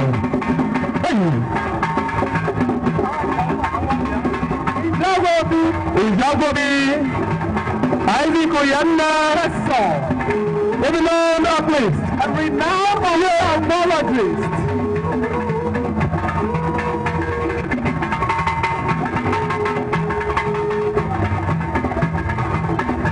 Jaboni Sherika, Ike Jaboni Sherika, Ijagobi, Ọbọ Kamota, Nibe Batala Rike, Batalanya, Ọbọ Kamota, Nibe Batalanya, Ọnya Nọmọ, Ijagobi, Onye Nebi Bakunya Kanya, Ọbọ Nwanne. How come on it's an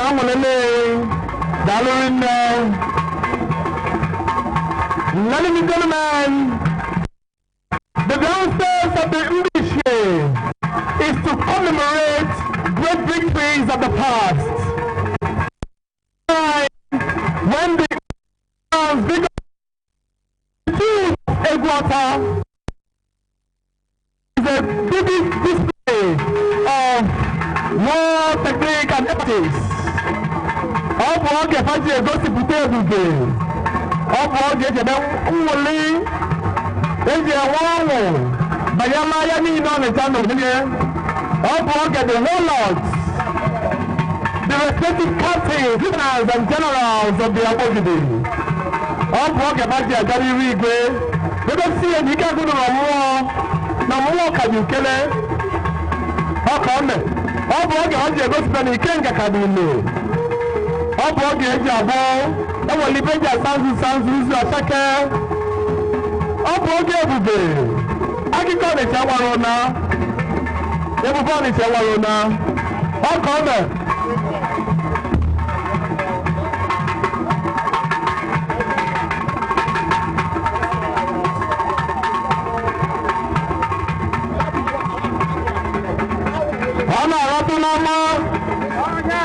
Ebumnobi isi anwụlụ mbụ na ọ na-eme n'oge nke m ana m ekele Chukwu Olise gbawa na ọ na-emenye m n'anya.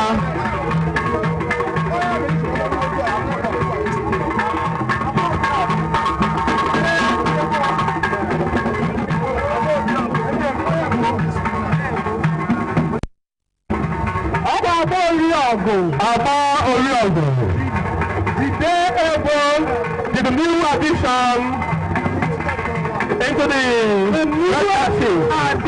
Yes. The newest. Oh, yeah. Abo Riogo. Otolie. Oh, yeah. Obu Olode Wawo. Kigoloje Neme. Oh, yeah.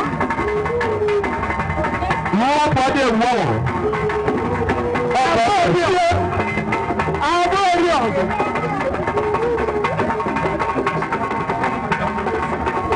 Ọ̀nà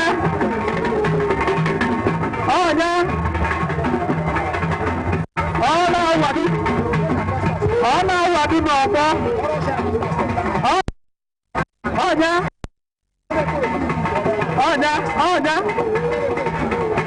Ọ̀nà. Àbọ̀ orí ọ̀gbìn. Ọ̀nà. Ọkọ̀ ọ̀nà. Ego dị mma n'Ikolobia. Ọ̀nà dịka ebu onye ọ̀sịkọ. Ego dị mma n'Ikolobia. Ọ̀nà gidigidi. Egwu adịghị ya. Ife ji abụọ dị siri ike. Àbọ̀ orí ọ̀gbìn. Ọ̀nà. Wá.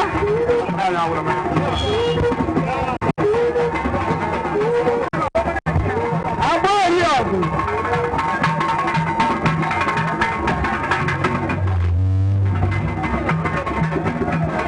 Ìdókòwò ego. Àápẹ́ ìdílé òbí o.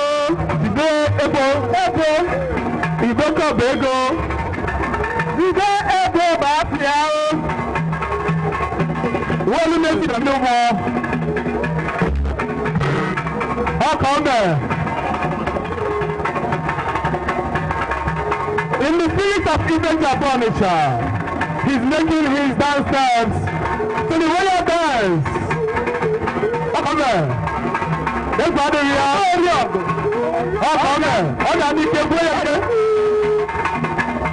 If you look at the planning, I'm very young. I'm not photograph for them photograph now. I'm not the photograph.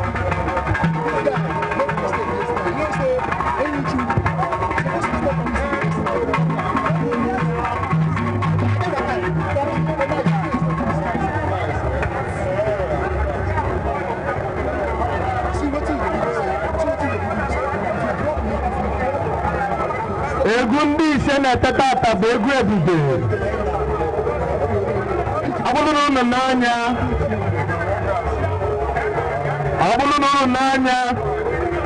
Ọ bụ egwu na-abụfa na-ete, a na-egosipụta ikike. Ọ bụ egwu na-egosipụta ebumnobi, ọmalịcha ebumnobi. Kolodia evobu. Ọ bụ egwu na-egosipụta ọṅụ mmeli. Ndị isi Ọnịcha bụ ndị gbazugoro obodo niile. Ọ bụ ndị nọ n'isi niile nke ndụ alụsịrị ọrụ. Ụbọchị tata ka wee lụta na ya ejebela ije n'ụlọ ka wee nata ka dị akwanye n'obodo nna Pugwu. Nnamdi Azikiwe mere ya site na-achị Ọnịcha bụ Nnaemeka Achebe mere onye lụsị ọrụ oyibo ọ nata n'obodo nna ya ka ọ ga-enyere aka. Permit me to say this with every sense of proudness and every sense of joy. The men in their respective fields. Onye na-ata n'ọgbọ bụ Agbaludobi Esagba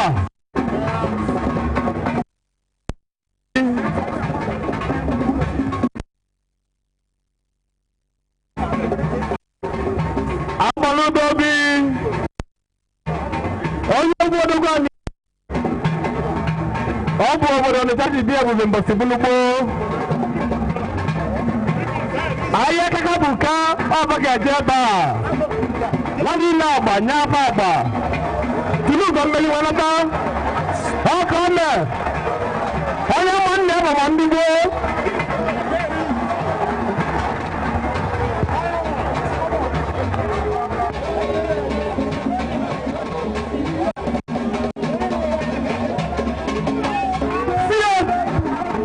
Ebi Colombia, ay ba na matata.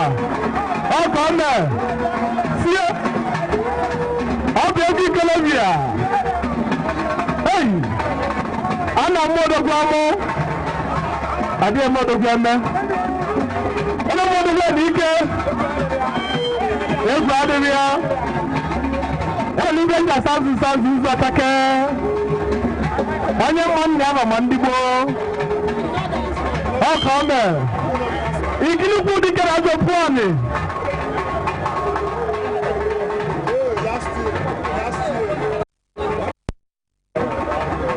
Hey.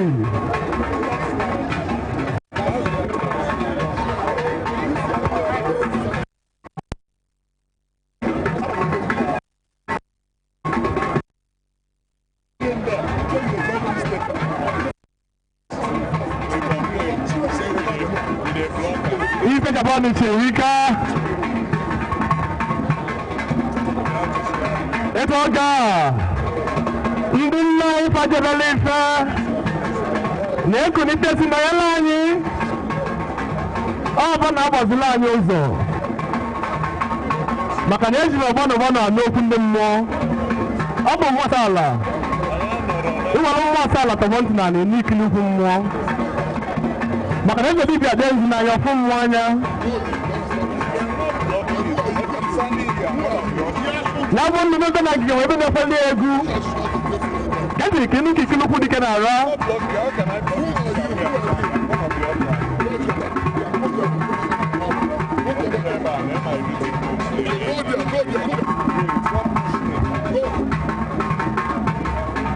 Ladies and gentlemen, as we wait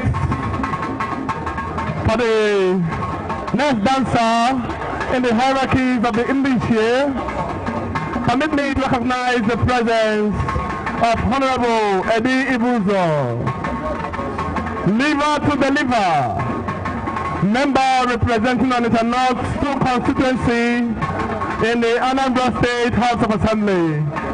He is accompanied by David Nzehu, Chairman IGR, and also Anthony Obiesie,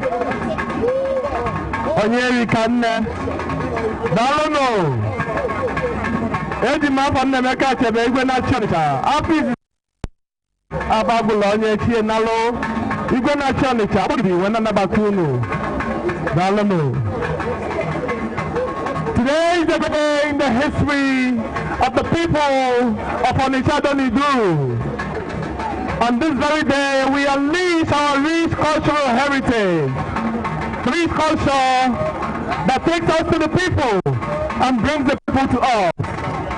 It's a day when we commemorate the great victories of our past. It's a day when the Obi emerges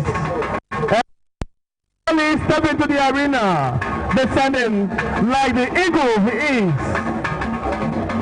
Permit me to say, with great sense of optimism, that the Obi of Onitsha is a and revered and honored as a sacred king, a great personality, a monarch with outstanding distinction.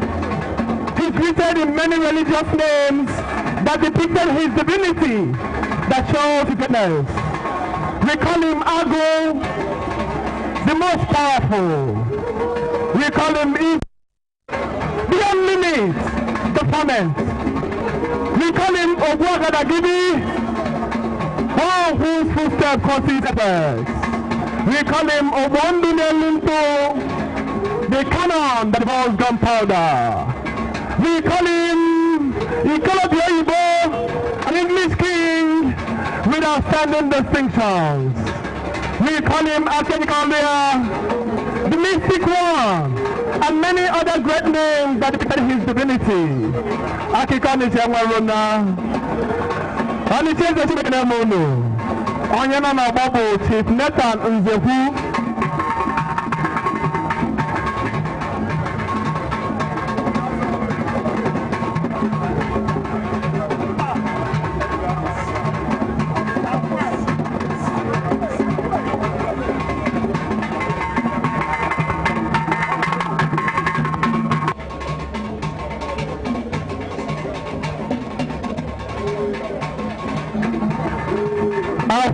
Insama, I'm going to tell you the Libo. You want to press your thank you.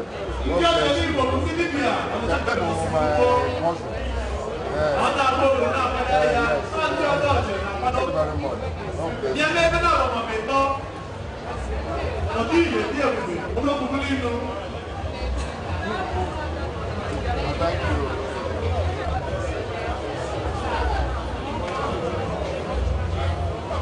Now where is the man on the wall?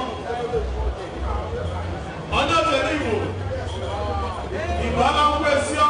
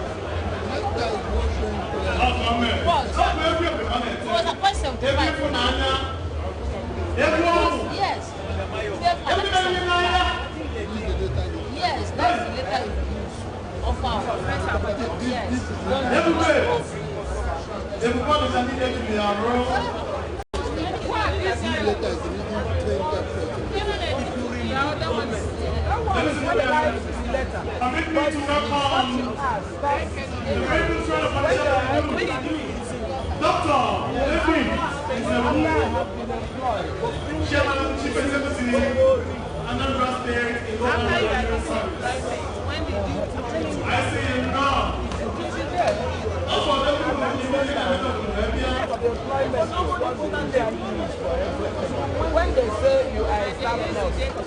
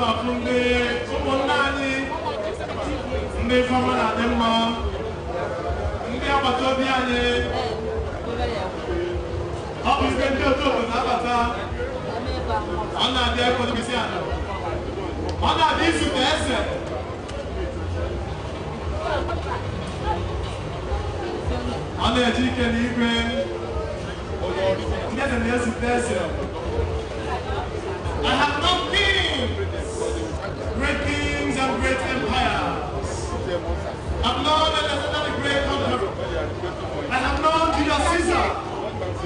I have known Prince Charles, Duke of Marlborough. Today, in my time, it is happening. I am behind me, the quintessential monarch, a monarch with outstanding distinction. Even Alfred Ndemeka Ugochukwu-Belachebe, first of his name, defender of Onitsha Donidu, protector of the people. Bosobi, Idoko Bego.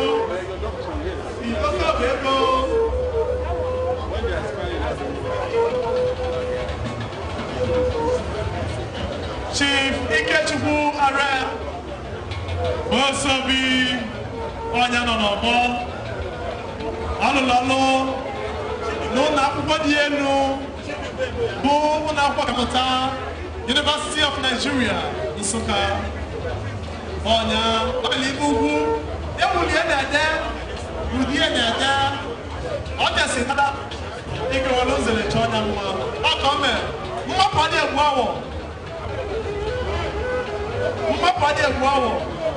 wale kama ọ bụ egwu ebube, egwu ịfụnanya.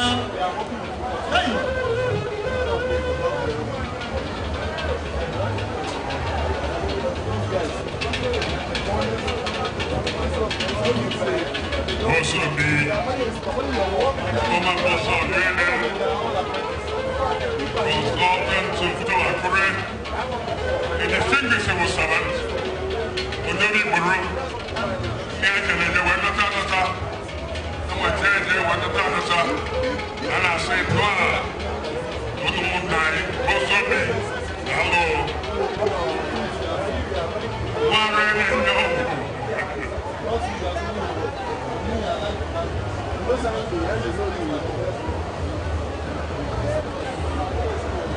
The atmosphere is good, the weather is friendly.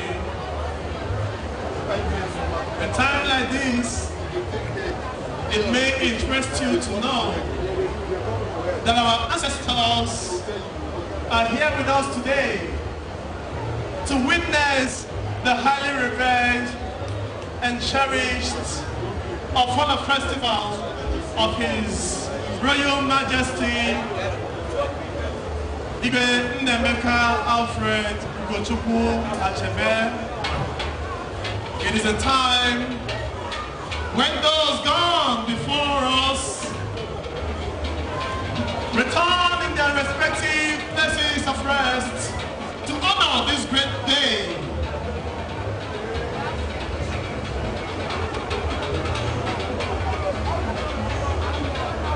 Please, lost and found. I'm going to go on and Jinaka. I'm going to go on with the other stand of the media, the stand of the press to collect it. Now, like I was saying before, for those of you who don't know, Ofala Festival is a time when the monarch, the Obi of Onitsha, sees the subjects for the first time in the year.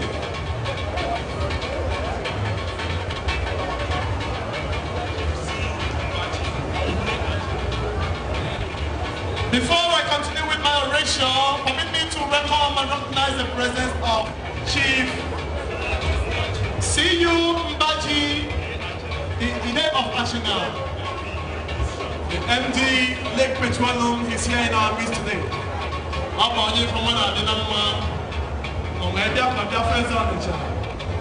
This is a time we have lots of people coming with lots of gifts to the king with their generosities, and in turn to receive blessings from the king. It is a time every Nigerian march east to the kingdom, the ancient kingdom of Onitsha Donidu, the great man of the bubbles. Iboli Boja, the former surveyor based in South African country, elsewhere in Botswana, Iboli Boja, was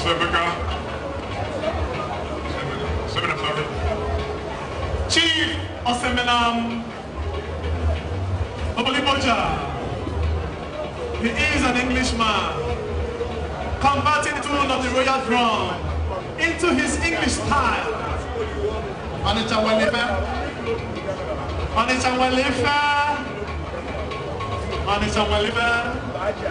Akiko ni Shemarona.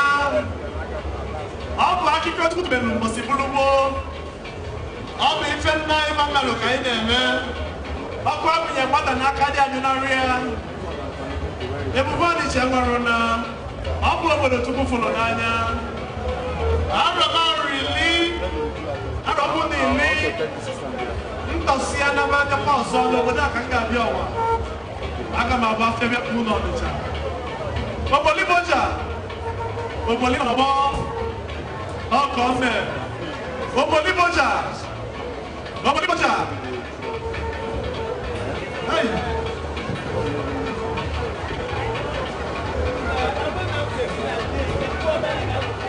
Ọ Chukwu bọmanyị. Ọ n'ise ebulu ụwa Chukwu okike. Okpu maka ma nwunye. Onye ji aka abili na onwunye. Nye nwere isi bido. Nye nwere isi njedebe. Etu ọga. Ife niile ọnịcha ji bili. Ife na-emele ọnịcha ife. Ife ọnịcha na-emele ife. Ana m akpọpụ n'ụbọchị ọ ga-elugo. Atabosi. Ojedi. Ogugbadaje. Ogugbu Ogboli. Ọ̀rẹ́ yóò kú. Nkịsị. Ozugbo onye dị ụtọ. Ife ndị ga-eta bibili. Kọkọtebe n'oge erugo. Adịghị akazi erugo. Ọkọ ọrịa. Ọkọ ọrịa.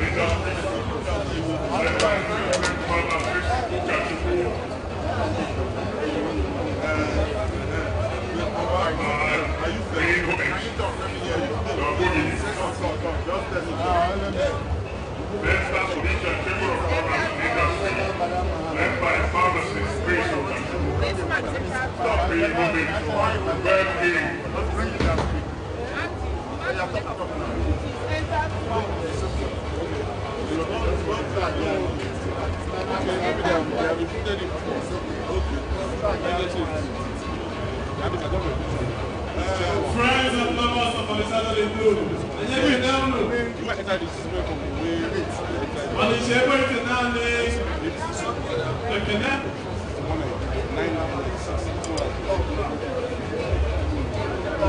I want down the connect. Who I can? The connect. Who better? This is my own stuff. The other document.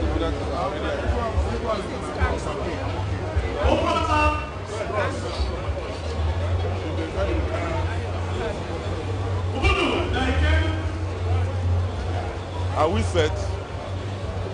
Who is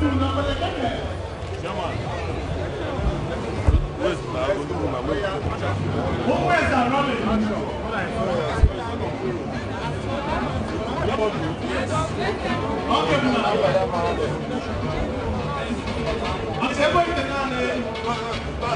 I'll make a name.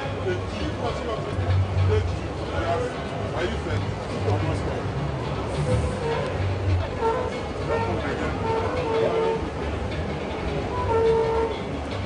I guess it's what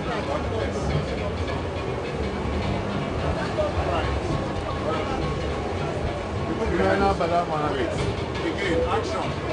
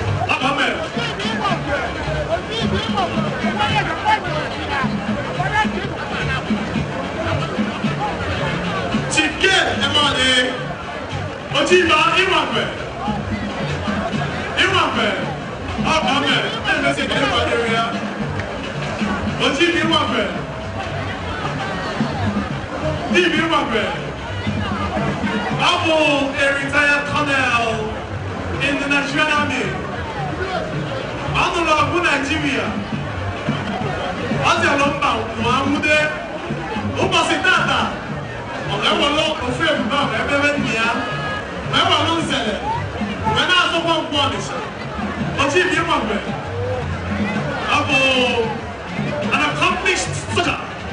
Once a soldier is always a soldier. Who must start that? For the India, I'm the national policy. But you give up with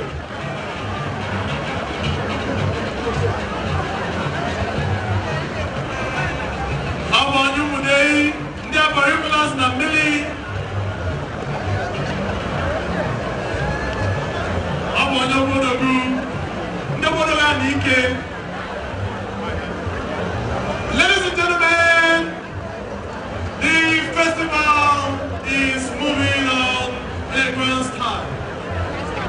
Today, the ancient city of Onitsha hosts great number of men and women, sons and daughters of Onitsha, friends and lovers of Onitsha. Today at Imabi Square, in the day that we commemorate the great victories of our great fathers, the day that marks the 18th of our festival of His Royal Majesty, Igwe Nnemeka Ugochukwu Achebe, Morezobi Nwachibedinarole, the day that we celebrate the victories of our great outstanding and the founding fathers of Onitsha, the day that we celebrate the great Abogidi, the Obi of Onitsha. I'm almost saying to your family, Ibe, Zapota Lopo, Nanya Lopo Namla, when I see where Potaludo, is a day that ushers in the new year, that marks the end of the year and ushers in the new year.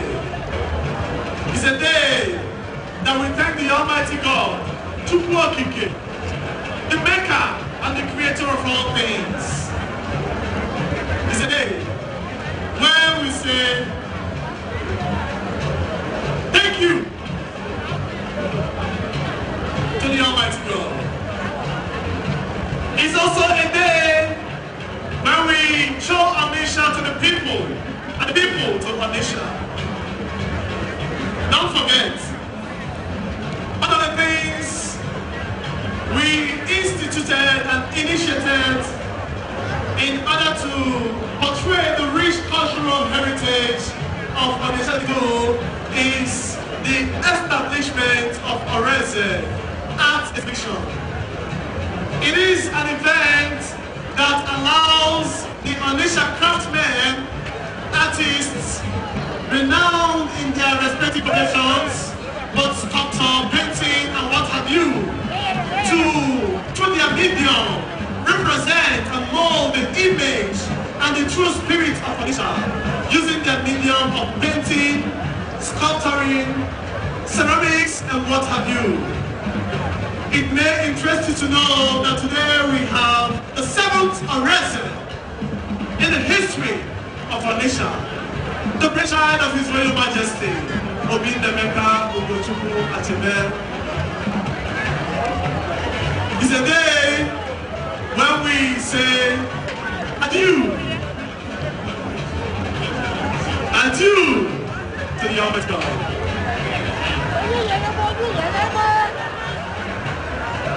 Our Oreze Art Exhibition for intended of pre-preparation for Chimedi Art Museum. Chimedi Art Museum is a place where we will install and preserve our rich cultural heritage through arts and culture. Again, on our bubble, Ojudo and Emma, Chief Michael Eroku, I'm on you, silver. I'm a message, Shima. I'm a man. Every year, everybody here, as you are going to do, I'm coming. Then, everybody here, I will already have to get in Casopo. I will never get up to the Corona. I'm a mother. The real time.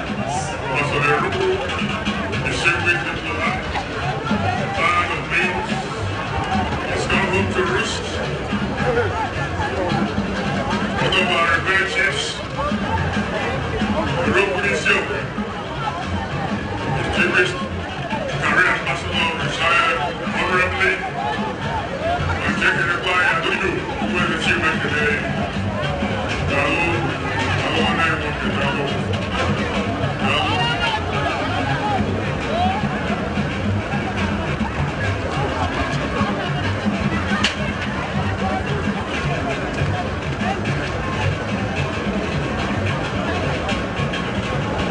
Hello, Ojudo. Edema Ojudo. Ojudo, Edema.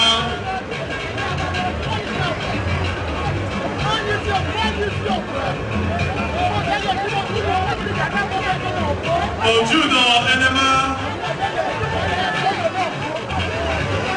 Abu Wewewu. Nisapwe. Ojudo mele na ndị ama mele ya. Onye mele be ndị ama mele ọ bụrụ ọnụ. Ọ bụrụ kọmkọm.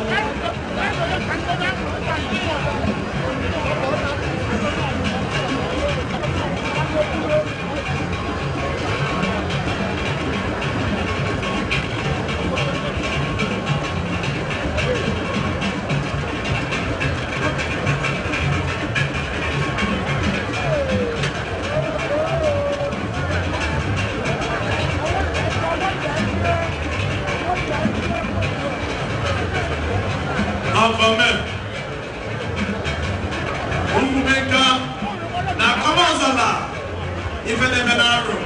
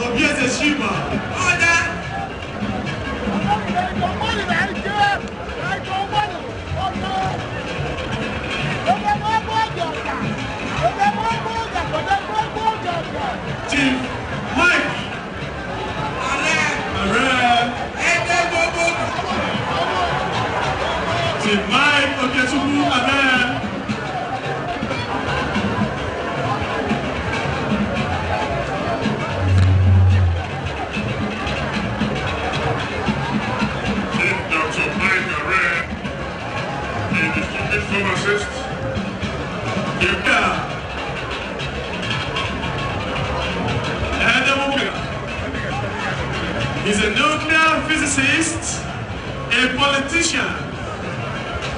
Ọ̀pọ̀ fọ́nyẹ ọ̀nà àzọ́nkwọ́ ní Sàmínẹ́ ẹ̀ẹ́dẹ́gbogbo gẹ̀gà. Ọ̀nà àzọ́pùlù igwe ọ̀pọ̀ fọ́nyẹ ní mẹ́ndí aka mmiri lò ọ̀nìjà ti dé ebube. Ẹ̀ẹ́dẹ́gbogbo. Dàlọ́ ewe yóò ìdí wọn akúrú ìdí wọn ọ̀gàlà bò fífẹ́. Ọ̀pọ̀ ẹni sí ìwé ẹ̀rọ rẹ̀ bàtà ọ̀.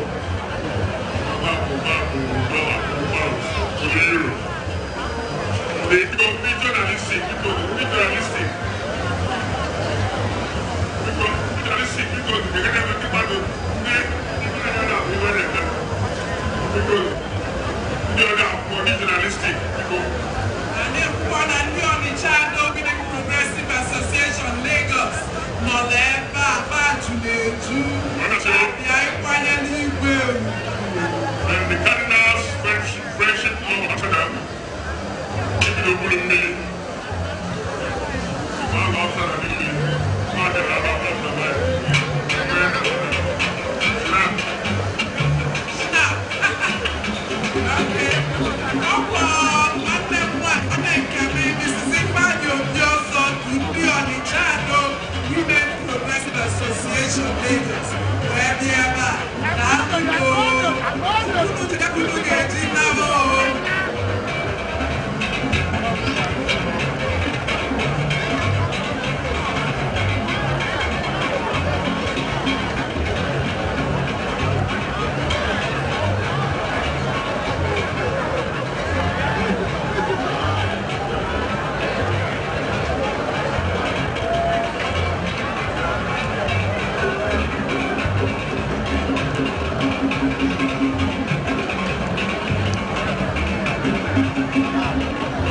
Bob Chief Chulo Asika. Apology. The legal practitioners and professional experts. Please, pressmen, please. Because Liposi, because the Alina Yaga can put in a man of bomb. Because the Basosi, because I can tell them of bomb. Chief Chulo Asika, Foundation President and founder, Chop Party, one of the longest distinguished historical party in Nigeria, a distinguished broadcaster, a politician, and even a leader. Honorable Zalobi,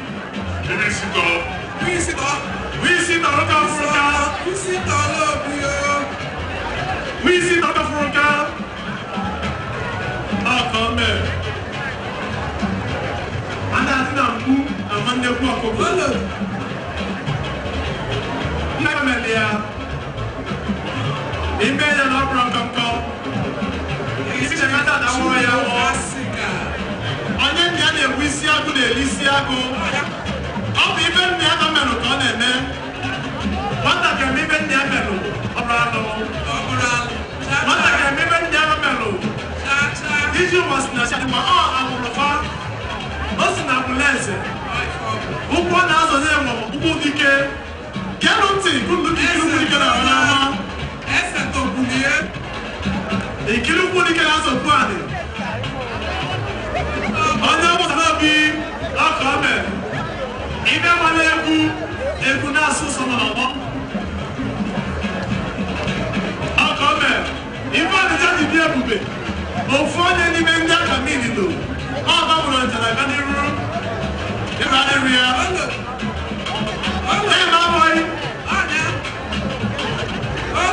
I'm going to fire up with Sherman on the Chicago government. They were like Ramo president. Our governor, the cadre of the Abalance Press Society Foundation. Today he has been elevated. He can against it. Up if you come in. On your name, you can use it. I'm going to get here. I'm going to know why. Apology. On the table, the Nanya Abu Honor Kite, a renowned barrister. And this is announcing the arrival of Dr. Chris Ngige. He is the Minister of Labor and Productivity. Federal Republic of Nigeria. Dr. Chris Ngige. Dr. Chris Ngige.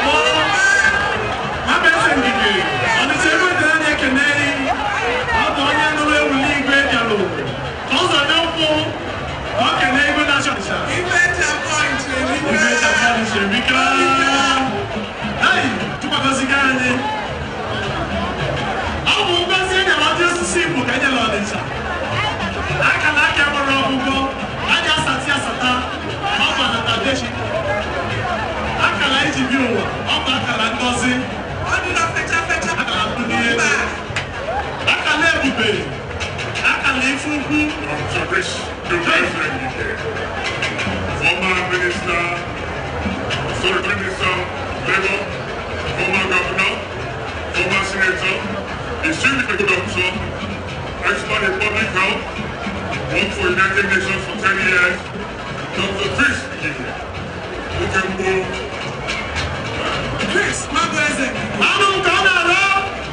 I'll be walking around the behind of the royal throne. I'll be able to run or football on arrow, or they are rumble. I'll be able to get the ticket on that. They should not get it, no job.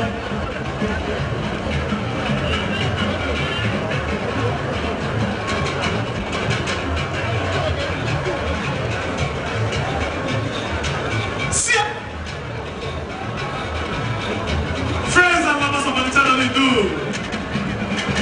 you are welcome to witness the rich cultural heritage of this great and noble kingdom on the Shadow Hindu, a kingdom that has lasted for ages, for years. And will last till the end of times.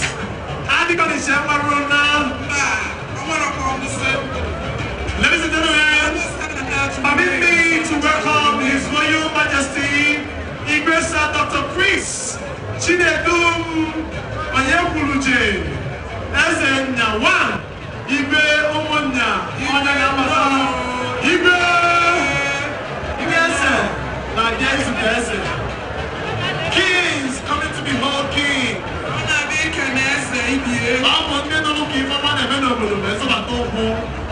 This is a time when people come with a goodwill, a time when the people step into the Imobian Zonisha to witness the great time in the history of Onitsha Donidu. Such a social cultural event, such a day, an event in the history of great towns of Onitsha Donidu. I'm about to say, Obolodine Jesu Kani Imobian Zonisha. Kafunyananya. Kafuka, esa kanya kananya ka. Obro bosi ane check akolo. Ayaka akanya nukulo. Ako. On the media now we are such majesty. Obi bumsa wole. Non eme non kalu. On eme mnanya. Akika kakolo waro non the room. Oba akika nam komo. Obi akandeso. Obro kwetele na abade. Obro FIFA.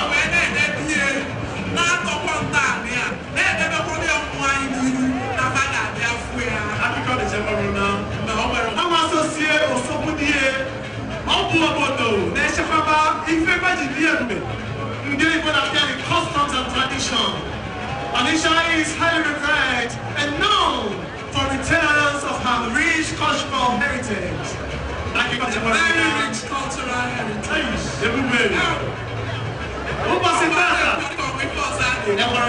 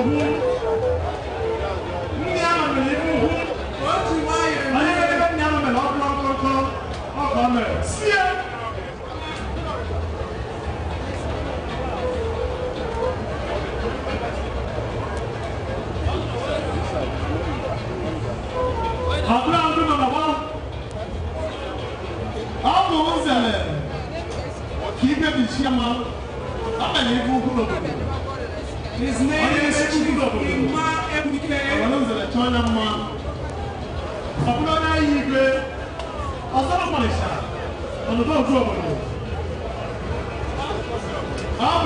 Managing Director CCB.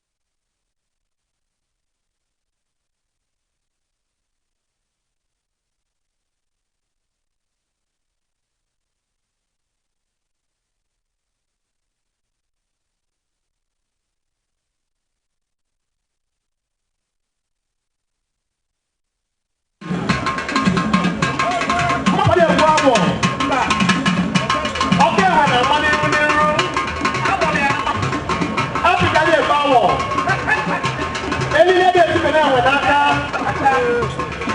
nke usoro elu ụlọ bụ n'anya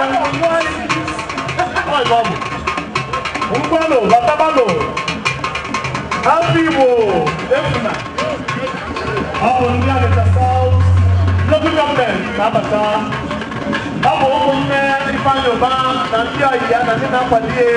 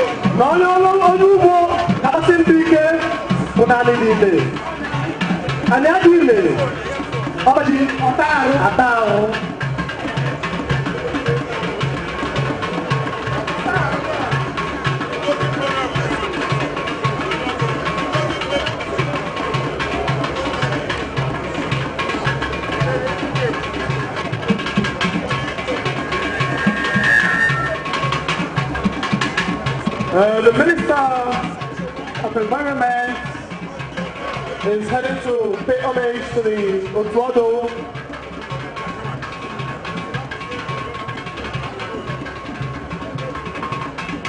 Honorable Minister Aaron Ikazo, Nigeria, Inkedendi Otuado, Gotuchalacha, Anya Pudugo, kana mune makana bia Pudugo pada. Amishebo itenale overfitata. People disable wa gozigai. Makande noro. Opo people nine by line. Omukula kwa je kunoko. Ibe tukulu. Unofione? Isi omukula kwa je kunoko. Yabo omukula nine by line. Kaide kisike.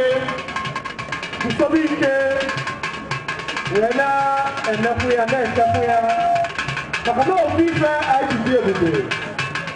Opala bụ ofife ejimala Amịcha n'Afrịka niile. Ọ bụ ngozi Chukwu nyere anyị. Ndị agbata obi anyị dịpụla anyị n'anya na ndị anyị hụrụ n'anya. Adịgbo ike naanị. Ofife ndị ajụ unu bụ n'anya mere ebe a taata ga-ejikọ m wee na. Enwere ngozi na-eso eze Ọnịcha. Onye ọbụla zọbata ụkwụ n'ime obi eze Ọnịcha, ngozi ga-esie. Enwere nkata eme ka mmadụ zọ ụkwụ na be eze ka ngozi ya na-esie. Maka na onye ọbụla zọnyere ụkwụ na onye nka na ụzụ ọ bụrụ na akpụ ite ụlọ ga-etinye n'arụ iji gosi ọgwụgwụ n'ebe onye na-akpụ ite nọ. Akụkọ Ọnịcha enwerụla ọ bụ mkpọsi ebube akụkọ ga-akọ ọnọpụla arụ ọ na-eru a ga-adị ya ka ụmụ anyị malụ maka ụbọchị dị otu a biko nụ sie lotokwana na-anọkọ m n'ije onwe na-eme ọ dị n'anya m ọgwụgwọ nwanne anyị nwaanyị si ebe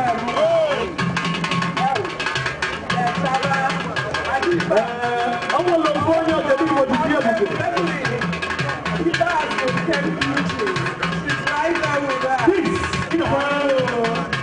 Honorable Commissioner of Police,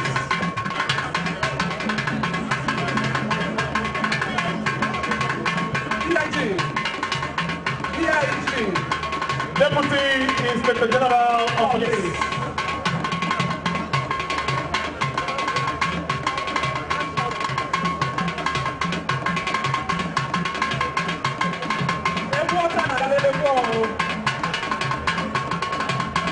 ladies and gentlemen, it's happening today on this very ground in Mogadishu. Òfin àmì àkùnrin náà lọ lọ́wọ́ ọ̀nà tó lọ fọlá náà jẹ́ ìjẹ̀fà. Òfin àmì àkàndé Free Youth Association nàbàtà àjẹkẹ̀lẹ̀ ẹgbẹ́ náà ṣe ọ̀nìṣà. Ẹgbẹ́ yẹn sí náà ọ̀pọ̀ lóko ní ẹ kọ́lù tí o tiẹ̀ wọlé fẹ́ mọ́lọ́mọ́. Ife Jesu tẹ́sẹ̀ wọ́n náà bẹ́ẹ̀ lòdì ẹ̀sẹ̀. Nàlọ́ lórí náà. Ọkọ̀ mẹ́rin. Ọkọ̀ kwesịrị isi wee dị. Ọ bụ nke oge ịbọsị gbogbo. Akụkọ Ọnịcha enwere ụna. Ọdịnala Ọnịcha enwere ụna. Ọ bụ ọdịnala Chukwu guzobelu. Akalaka abụrụ ife asatọ na asatọ maka na akalaka enwere ọgwụgwọ. Ọ bụ ụbọchị Chukwu gozelu. Just a special announcement. Royal Highness, by good people of Umwe Kingdom, the Honorable Minister of Environment says to announce to all of you that they have seen the Isiaro erosion site and that the federal government will do something about it. We've been there to visit the disaster, the ecological disaster, and that the federal government will do something about the ecological problems in the Isiaro erosion. Because Kenalumia, on behalf of Abuja, I say thank you. Thanks a lot. The erosion is taken care of.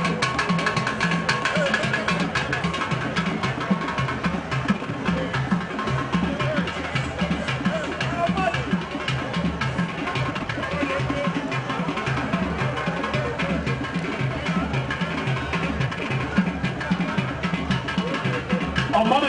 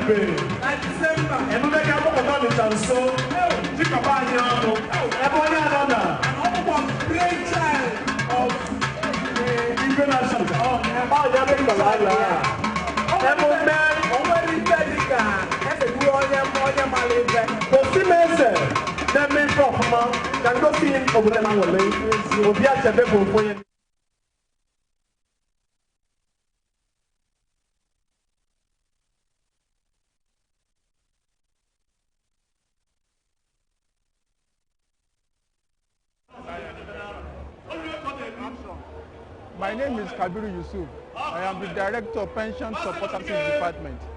One of the departments in Pension Transitional Arrangement Directorate. Why are we here? We all recognize the fact that the Okola Festival is one of the foremost community festivals in the southeastern region of Nigeria. The main purpose for which Petard is set up is the welfare of pensioners of the federal government of Nigeria. And because we have chosen to put pensioners first, we try to explore every opportunity to bring service closest to our pensioners. And with the due recognition we have for the Okola Festival as one in which that brings a lot of people together, we believe this represents a very good platform to create a basis and a platform for which you can interface and engage with our pensioners. What do we do when we come here? We essentially carry out three major services. One, we collect and collect the complaints of our pensioners and explore the quickest way towards resolving them. Number one. Number two, we respond to inquiries of our pensioners or any other interested parties or stakeholders. Number three, we carry out verification for some of our pensioners who may have missed the major verification that we have carried out in the past. For police pensioners, for customs, immigrations and prisons pensioners, for CSPD pensioners, and for parastatal pensioners. In addition to that, we also carry out verification for pensioners that we are categorized on mobile verification, but whose by the location where we are now is closest to where they live. We can go ahead to verify them. It is the desire of Pension Transitional Arrangement Directorate to ensure that every of the pensioners that is on our payroll do not have to go through any stress in order to get their issues resolved or in order to get their pension. For Petard, we are committed to our mandate of protecting and ensuring and enhancing the welfare of pensioners and putting pensioners first. Thank you very much.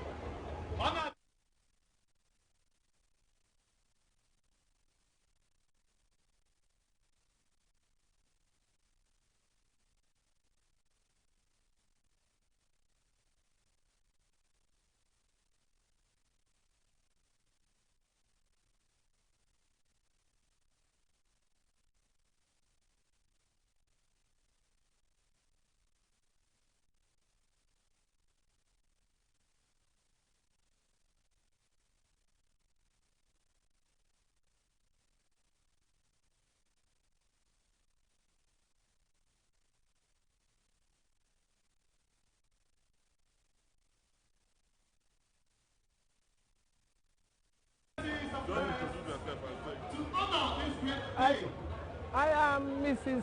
Buche Bridget. I hail from Onitsha here. So I've come for the Ofala, and since my retirement in 2010, I have not been paid federal pension. I was not even aware of it because I was teaching again in a missionary school, so no information. But here I learned that the group is here. What is it, T-Bat or whatever? T-Tad. Okay.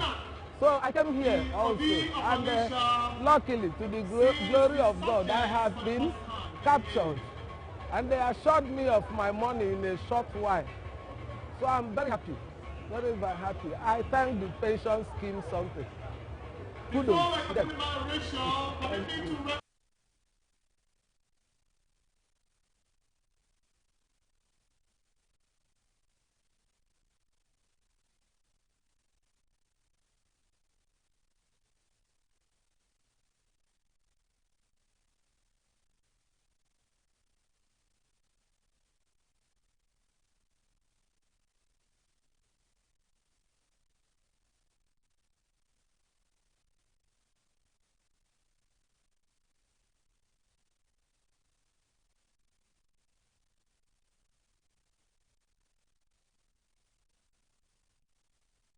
Sunana Bala Mohammed.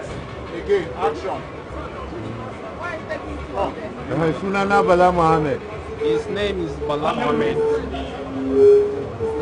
Na zo wannan bikin ne sai na ga ana yin wannan ban samu damar yin presentation ba. Ban samu damar tantance ni ba sai da na zo wannan bikin sai na gani shi ne na koma gida na ɗauko takarduna na zo ana yi. He said that he missed verification for the first time. He come for this occasion, he get the verification very easy. He now go back to home and take his document to come and do verification. Kuma yanzu an tantance ni an karbi takarduna kaɗan ya rage a sallame ni yanzu. He said now they now collect his document and they verify him. He remain now to give him his free to go back home.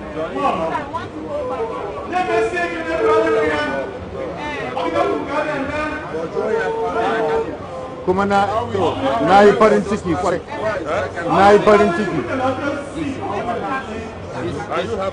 He said he's very happy.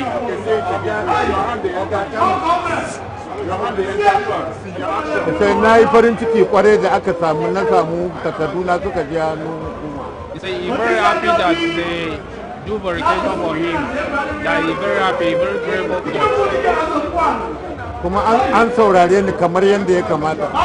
So they listen to him that is how it's supposed to be.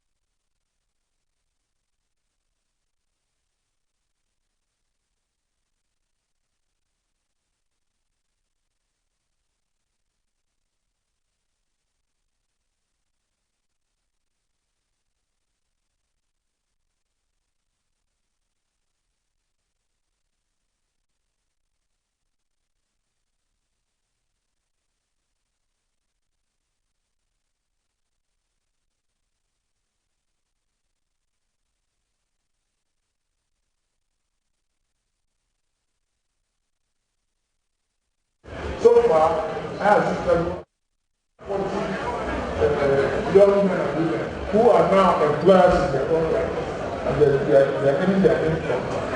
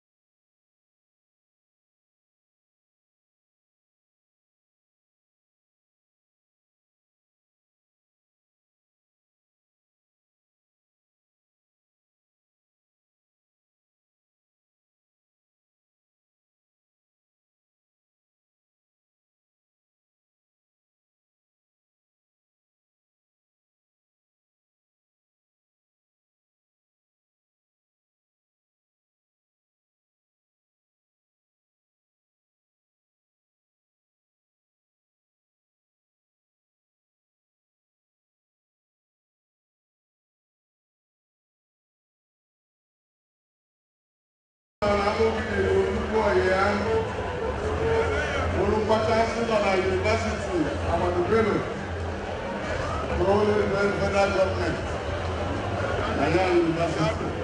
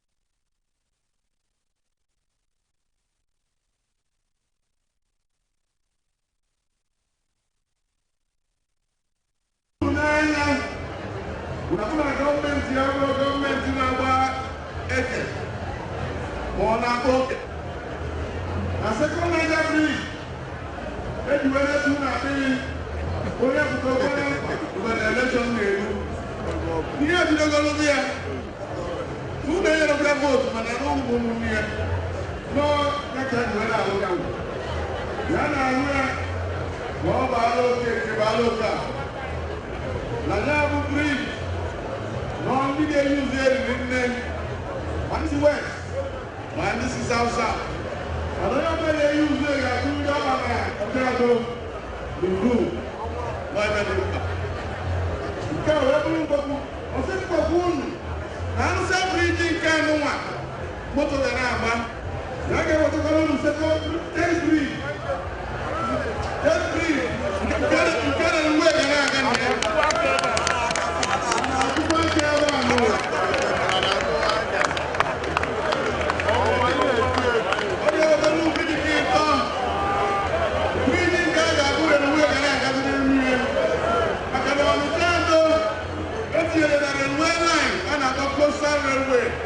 Because that railway will go from Onitsha here through Asaba, Bambo, through airport to Warri.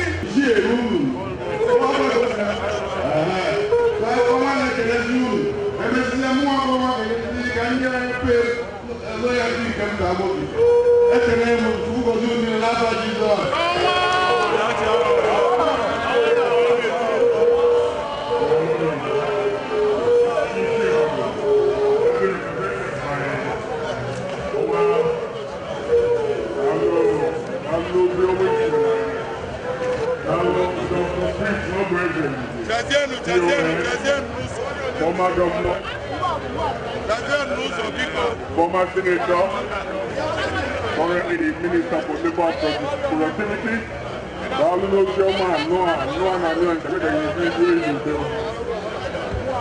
I now request the protocol to please call on the governor of Anambra State, heavily represented by Deputy Dr. Federal Keke, to please address our people. Please, the arena is I humbly request His Excellency the Governor, available at the Anambra State, heavily represented by the Deputy, Waka. Now the economics will give a position. You're welcome, sir.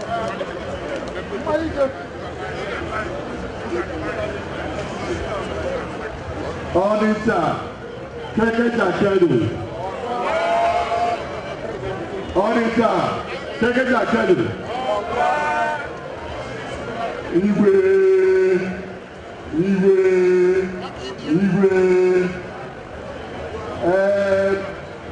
Anna Bekene, the President of the Federal Republic of Nigeria, President Muhammad Buhari, heavily represented by the Honorable Minister of Labour, Mwafine, Onwa, Nekene Igwe Neba, Nekene Commissioner Moniano, Commissioner for Agriculture Muniano. Na-ekele ndị ichie niile n'ebe a, ndị kabinet igwe, ndị ọdụ ha na-ekele unu. Ndị Ọnịcha niile a na-ekele unu, na-ekele ndị Anambra niile n'ebe a. Ndị Agbala ha na-ekele bụ unu. Nnọọ n'afọ onye isi gọvanọ na-eme mma Chikwuli mara Ọbachukwu Obianọ. Ana m asị unu nnọọ na Ọpala Ọnịcha.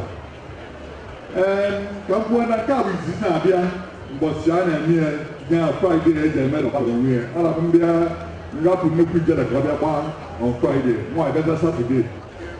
Mana onye isi abịa nwere tata maka gịnị?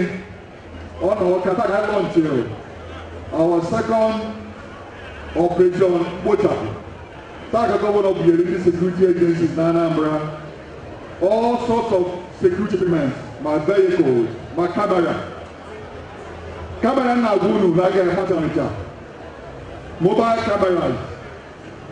Onwezi ajiri ị na-eme esete gị na kamera. Ị na-abịaghị ije na ị na-go free. Ndị polisi adawolo gị n'uchichi ugbo na sel. Unu ege m ntị. Kamera ga-eje ọ na-enweta 360 degrees ọ na-agba okirikiri. Ọ na-enweta up to half a mile ọ ga-akọba. So ihe ndị ọbụla na-eme na-esi na-go free ka na-agba free. So kutu unu dị ya. Ibe ji mara Anambra o security. The best security in the nation. Ọ dịka sị na-akwụ okwu ebe nkiri mmọnwụ. Ihe mekọta esi ụwa dị ka ọ na-adaba. Etọkwasịrị n'ihe. So ebe gọọmenti ata ka ọ tụkwasa ibe na-eme na security. Every security agency nwetara something today. IG of police was in town ka o were launch ya. Ọ ya batara na gọvanọ abịara tata abịa na elu igwe maka pọl ha na-agba. Ibe na-agwa unu na ndị be anyị na-complain ụzọ mebi. Uche gọvanọ dị na ya. Nkwa na-ekwu unu na mmiri kwụsịrị unu pipe ya eme maka ụzọ mebi. Mmiri na-emebi ụzọ anyị rinne. Ụzọ Anambra dị mma, anyị Anambra dị mma for agriculture ma ọ dọrọ maka ị na-alụ ụzọ. Ọ dị very expensive ị na-alụ ụzọ. Igbo bụrụ afọ topsoil mebiri ibe niile. Ọdụ nkwa na-ekwu unu bụ na IDC ga-anọ n'Ọnịcha niile na-apachị ụzọ. Ọ bụ ma IDC ga-anọ n'Ọnịcha na-apachị ụzọ niile dị mma. Other contractors ga-anọ na other places na-apachị na-edozi ụzọ Anambra ka ọ dị mma. So ibe a na-eme ga-akọntinu. Ibe ndị ekwu nke security ọ nke kachasị mma. Without security, no investors will come to our state. That is why the governor continuously focuses on security. Kutu unu dia. Onye ọbụla bụ criminal. Esi na ịwa abalị dị egwu. Chakwa n'akụkụ. Gọvanọ chukwu ọkwa abịa. Ebe a na-agwa gị, ị na-emekwa na izuru ori ndị mmadụ ka ị na-abịa eji ihe ke gbado ụgwọ. A na-agwa otutu na ahịa esu. A na-agwa ekwu kutu unu dia. A na-ekele unu. Na-ekele igwe agba obibi ị ga-achịka aka akwa wonderful time ịfụgazi na ọwụsa arụ ejighị obi nje maazị bịakwa n'ụlọ ebe anụ a mmadụ ometie ka ọ na-adaba. Ọnịcha adị na-ekele unu ọ ga-adị n'ezinụlọ n'ụmụ ahụ na-ekelekwu prezidenti sitelu ministri ya ọnwa kene prezidenti maka second Niger Bridge kedekwu onye maka express a na-alụ ekene ya mana ọ ka fọkwa aka nwe ọda federal road mebi aka edozila anyị anyị nwere twist anyị na-ekelekwu ya maka minista o mere gị secretary mekwuo nwanne anyị nwanyị ike azọ minista of state environment ọ bịago Anambra kpagharịa ụlọ Anambra nwere nsogbu maka erosion gully erosion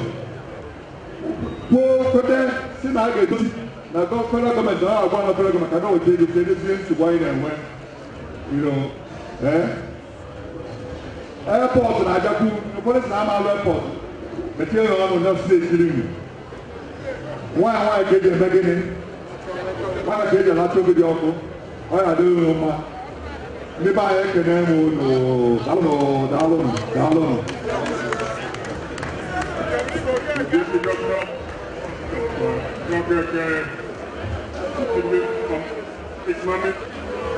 Distinguished professor of economics, until recently a consultant. I can museum is the line, Mugazi, hello, Baba Umo is the Kimoni. Hello.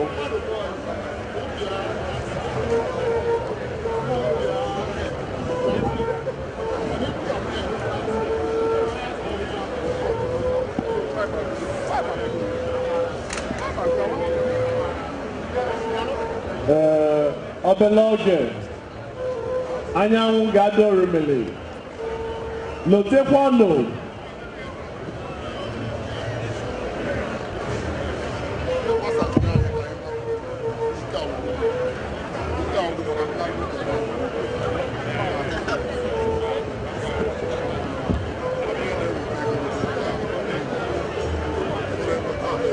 dịka m na-ekwu na bụ obele oge anyanwụ ga-ada orimiri unu amago na anyanwụ dị orimiri ọkụkọ anabasị ụla mana lotekwanụ na ejiri ofu mbe nni ama ụsọ nni tata bụ iri ọfala echi bụ azụ ọfala ọ bụrụ na ịbasịa tata kụlụ na onye ọ dị lotekwa na echi gbara na ọfala bụ ụbọchị nada abịa na njedebe n'ofu mbọsị ọ bụ ụbọchị a na-emejupụta mkpụrụ ụbọchị na-abụ mbọsị nke izizi bụ iri ọfala mbọsị nke ịbụọ bụ azụ ọfala tata bụ iri ọfala ọ bụ igwe nwe tata igwe niile anyị na-eme tata bụ anyị na-akwanyelụ His Royal Majesty Obi Nnemeka Ugochukwu Achebe, MNI, Commander of the Federal Republic, Abogidi, the Obi of Onitsha Kingdom.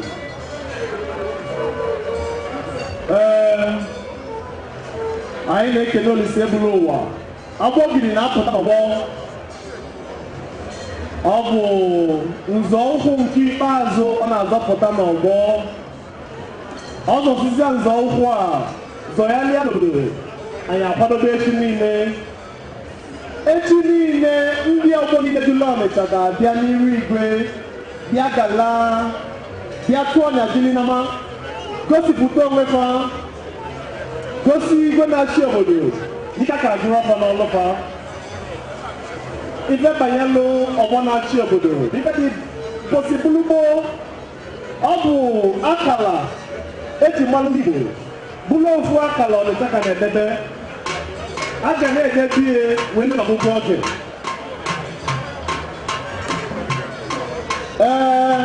ka anyị na nke anyị jere eje oji ọnụ ukwuru ka azịa ọ ga-edozikwa ọjọrọ ọzọ si ka ọ jere eje ka anyị na nke anyị jere eje Abogidi na-apụta ka ọ zọọ nzọ ụkwụ ikpeazụ onye ọ dị kwadobe echi niile ọ ga-adị mme mbọsị nke bụọ n'ime obi eze Ọnịcha ọ bụ ụbọchị ndị ọgbọ niile na-erubere eze isi na-alụ olu obodo kedu wee bịa n'ime obi eze Ọnịcha wee gosi onwe fa na bakadikele n'ịlụ olu obodo ogezechi wee kelee m unu maka ndị na-amaranụ Ọnịcha bụ ofu obodo ka na-edebe ntọnaanị ọdịnanị ka obodo si wee dị dịka mbọsibulugbo si egbue. Ọnịcha bụ obodo ka na-emejupụta n'ozuzu oke ụmụ ife ahụ nna nna anyị farala anyị wee jebe ife onye na-apụ n'anya ọ nọ na ntị ọ bụghị ewo Ọnịcha Nduzi makwụrụ n'ọtọ ebe onye anọ na anyị sọpụrụ igwe Ayodu.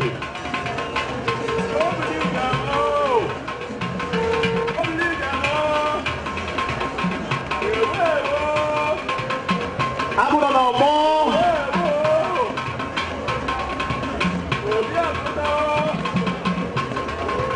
onye nwe obodo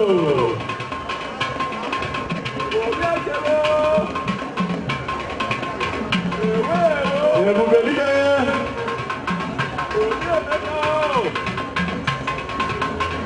ife o ji n'aka bụ mma abana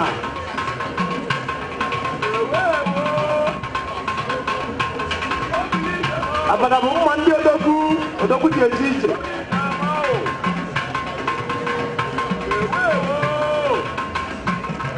ọ bụrụ na aja imekwuchi ụzọ ewela abana hụọ anya agba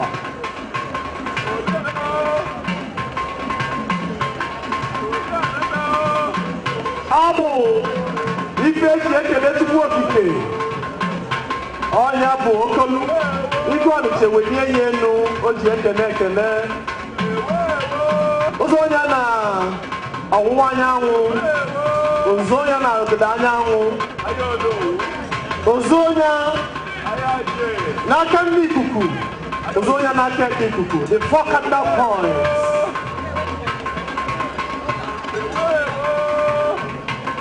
Ọ bụ ebube eji eje ọgụ ọ bụ the center of power, the symbol of authority. Ọnya ka o ji n'aka.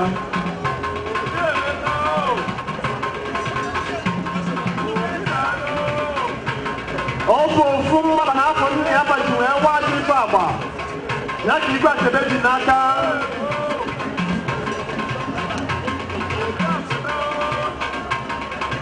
Ọ bụ ebube Ọnịcha niile